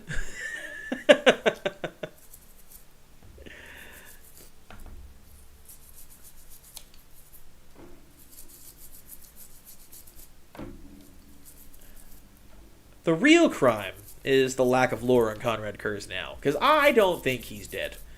We have a comic book death with Conrad Kurz. We never saw a body. If we don't see a body, he's not dead. So I think he's still out there. And when he shows back up, it will be terrifying. And I think it's inevitable. I've said it before, and I'll say it again. I think every single... Borb! Oh my god, dude! Hey, what's up, brother? Can't stay long. About to drive to get fun. Hope the build is fun. Thank you, brother, man. I appreciate it. Thank you for stopping by, man. To get food? That makes sense. Well, thank you, brother. I will have I'm still working on the scripts. I've stalled writing the script with some personal stuff going on and trying to figure out how I want to structure my long-form video. But I'll tell you right now, brother, man, it's still in the works. I'm just doing these streams to make sure I at least have some content and engagement, my guy. Plus, I want to get some good video for me building these things. It's so good to see you, though, man. I'm so glad you stopped by. They went ham on his assassin. Yes, they did. And I'm telling you, he's out there. I think every single Primarch will return. Every single one. Even the dead ones. Horus, Sanguinius, but not just that. I think we're going to have good guy versions of the demonic Primarchs return. And I think we're going to have bad guy versions of the good Primarchs return. All right, we're going to see an evil fallen Guilliman. It just may not be the Guilliman that's currently in the Imperium right now. Because, and I've said this kind of once, there's some lore to this, right? Like, the idea is the Primarchs are warp entities of some kind. That they're not fully mortal, right? And that they have souls that reside within the warp, and that there's some kind of warp-based entity. And this mostly comes from, I think it's the Dionysian spear that Leman Russ wields, which lets him see the true nature of whatever he attacks with the spear. And he stabbed himself with the spear, which is saying he got a glimpse of what the true nature of each Primarch is. Or at least him specific, but the true nature of the Primarchs in general. And the reason that's important is whatever he saw filled him with horror. And we've seen how, you have Clone Grim that showed up, a perfect clone of Fulgrim that shows up, who then slowly gains the memories of Fulgrim and has the personality of Fulgrim. And he gets to the point where he actually is like super depressed about what happened. And he regrets everything that the actual Fulgrim has done in the name of Slaanesh. And he hates what has happened to his legion, right? And he cries over what has happened and what's been done to him and his sons. And obviously he gets sent to Trazen the Infinite by Fabius Bile, because Fabius sees the same kind of arrogance and narcissism in this clone version of Fulgrim as actual Fulgrim. But the question is, how did he get the memories of the actual Fulgrim while the actual Fulgrim was still alive? He wasn't dead, right? So, but he has the memories, the same powers and personality. He is, for all intents and purposes, an exact copy of Fulgrim, just without the corruption of Slaanesh. Now, there's another short story that it's an older one, and it could have been retconned, but I don't think it is, because they've made some vague references to it, so it may not be entirely retconned, of Abaddon stumbling across a temple in the warp that has a perfect clone of Horus, made by Fabius Bile. Now, this perfect clone of Horus does go insane and tries to kill everyone that's there, but he eventually does recognize the talons that Abaddon is using, which are his talons, and he said, those are mine. And Abaddon's terrified, because he's starting to gain the memories of the actual Horus. It just takes a while, but he starts to gain those memories, and then Abaddon kills him. And this is before he's fully awake, and the clone is not Horus at his peak as Horus yet. It's not perfect, but it's starting to get there, right? And then he kills this clone of Horus and takes it, and that's when he decides he's going to become the Black Legion. This is the story of the origin of where the Black Legion comes from, where the black paint scheme comes from, what they call themselves, because they were still calling themselves the Sons of Horus, and they were having an identity crisis about how can they be the Sons of Horus if there is no Horus. I prefer to call Fabius the Great Primogenitor, praise chaos. You're not wrong. The Echo Shard is a crystal-like thing that the chapter's librarians meditate around and help them focus their abilities. They occasionally hear the voices of past members of the chapter. Oh, that's really cool, actually. That's really cool. That's nice. I like that. That's nice. So, my thinking is, okay, if the clone of Horus gains the memories of Horus, and the clone of Fulgrim gains the memories of Fulgrim, and they both have the abilities of those of the originals, right? So they are, for all intents and purposes, Primarchs. Then it stands to reason that in some way, shape, or and they're part warp entity, it stands to reason that their soul is not attached to them personally. It resides within the warp, right? Not only does it reside within the warp, that this soul, right, only requires a vessel to be present. It's not one soul necessarily. It's like parts of the soul, right? Like it's almost like it's too big to fit in the actual body. I would absolutely go Word Bearer if I got the shot. 1,000%. Word Bearers are the coolest in my opinion. That and the Alpha Legion, which is probably my Chaos Legion overall. I say Chaos Legion. But I bring this up because, I think what happens is if you make a perfect cloned body for any Primarch, their soul will inhabit that body. But it's not one soul. It's almost like there's like they're downloading soul from the warp, right? Because Clone Grim got all the memories of actual Fulgrim and regretted what had happened with him and his sons. And while real Fulgrim was still out there, by the way. Like, Fulgrim wasn't dead. Real Fulgrim was still out there. The Alpha Legion are secretly loyal, I heard. Kind of. They're like half... I'll have to explain it. There's a lot that goes into that, but I will explain it, because I do know quite a bit about them. Fuck, where was I? Oh, yeah. So, like, my thinking is, right, as long as the vessel exists, the soul will download into the body, right? But it's not one soul. So even while like the actual Primarch is still there, if the clone is there, they will have a duplication of the exact same soul. So they're the exact same person. And whatever memories the current one, because like actual Fulgrim's memories were downloaded into the clone as well. So he knew what was happening, but he was uncorrupted by Slaanesh. My thinking is, as long as there is a perfect vessel for the soul to reside within, a Primarch essentially can be duplicated, right? Or return. Horus's soul was originally said to be obliterated. Now, they hint that it might have been obliterated, but the Emperor does say, I will wait for you at the end of the death, right? Which means, like, Horus could potentially return. And if Horus does return, how would he do it? Well, if there's another perfect clone body of him out there, his soul in the warp may download into that clone, and he will be returned and untouched by chaos. He will have the memories of what happened, but he will not be the one corrupted by chaos. Sanguinius could also, in a sense, return. Now, he was shredded. His soul was shredded by Horus. So I think Horus and like Sanguinius are going to be a little effed up, right, when they get downloaded back into their bodies. But I think they will return. I think we will see non-demonic versions of Angron, non-demonic versions of Perturabo, Lorgar, Fulgrim, Magnus, Mortarion, and they will be uncorrupted by chaos, is my thinking. I think they will return. All 20 Primarchs, including the Lost Primarchs, will return to the setting in some way, shape, or form. That is my theory moving forward. And I think this also opens the door to loyalist versions of those traded Primarchs. Will that happen within, like, the next 10 years? Who knows? GW has massively pivoted before. They will massively pivot again. It's an inevitability. But I think it's a distinct possibility that it exists, and if there's a distinct possibility, I think it's an inevitability that in some way, shape, or form, my theory will happen. I think we will see a returning of a dead Primarch. I think Horus will... I think the most likely is we will see Horus return eventually. We will see Sanguinius return eventually. We will see Ferrus Manus return eventually, and they will be back in the setting, and at the very least, the original 18 will be there. Half demonic, half not demonic, but I think that will happen. That's my personal opinion. We'll see if it's true.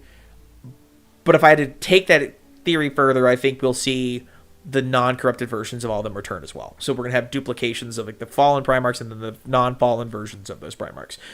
If I had to give a time frame at the rate that freaking GW is moving, it's probably going to be every bit of like 20, 30 years, but it's possible. It's possible that it could happen, assuming that they don't pivot, of course, which is very possible that they could do.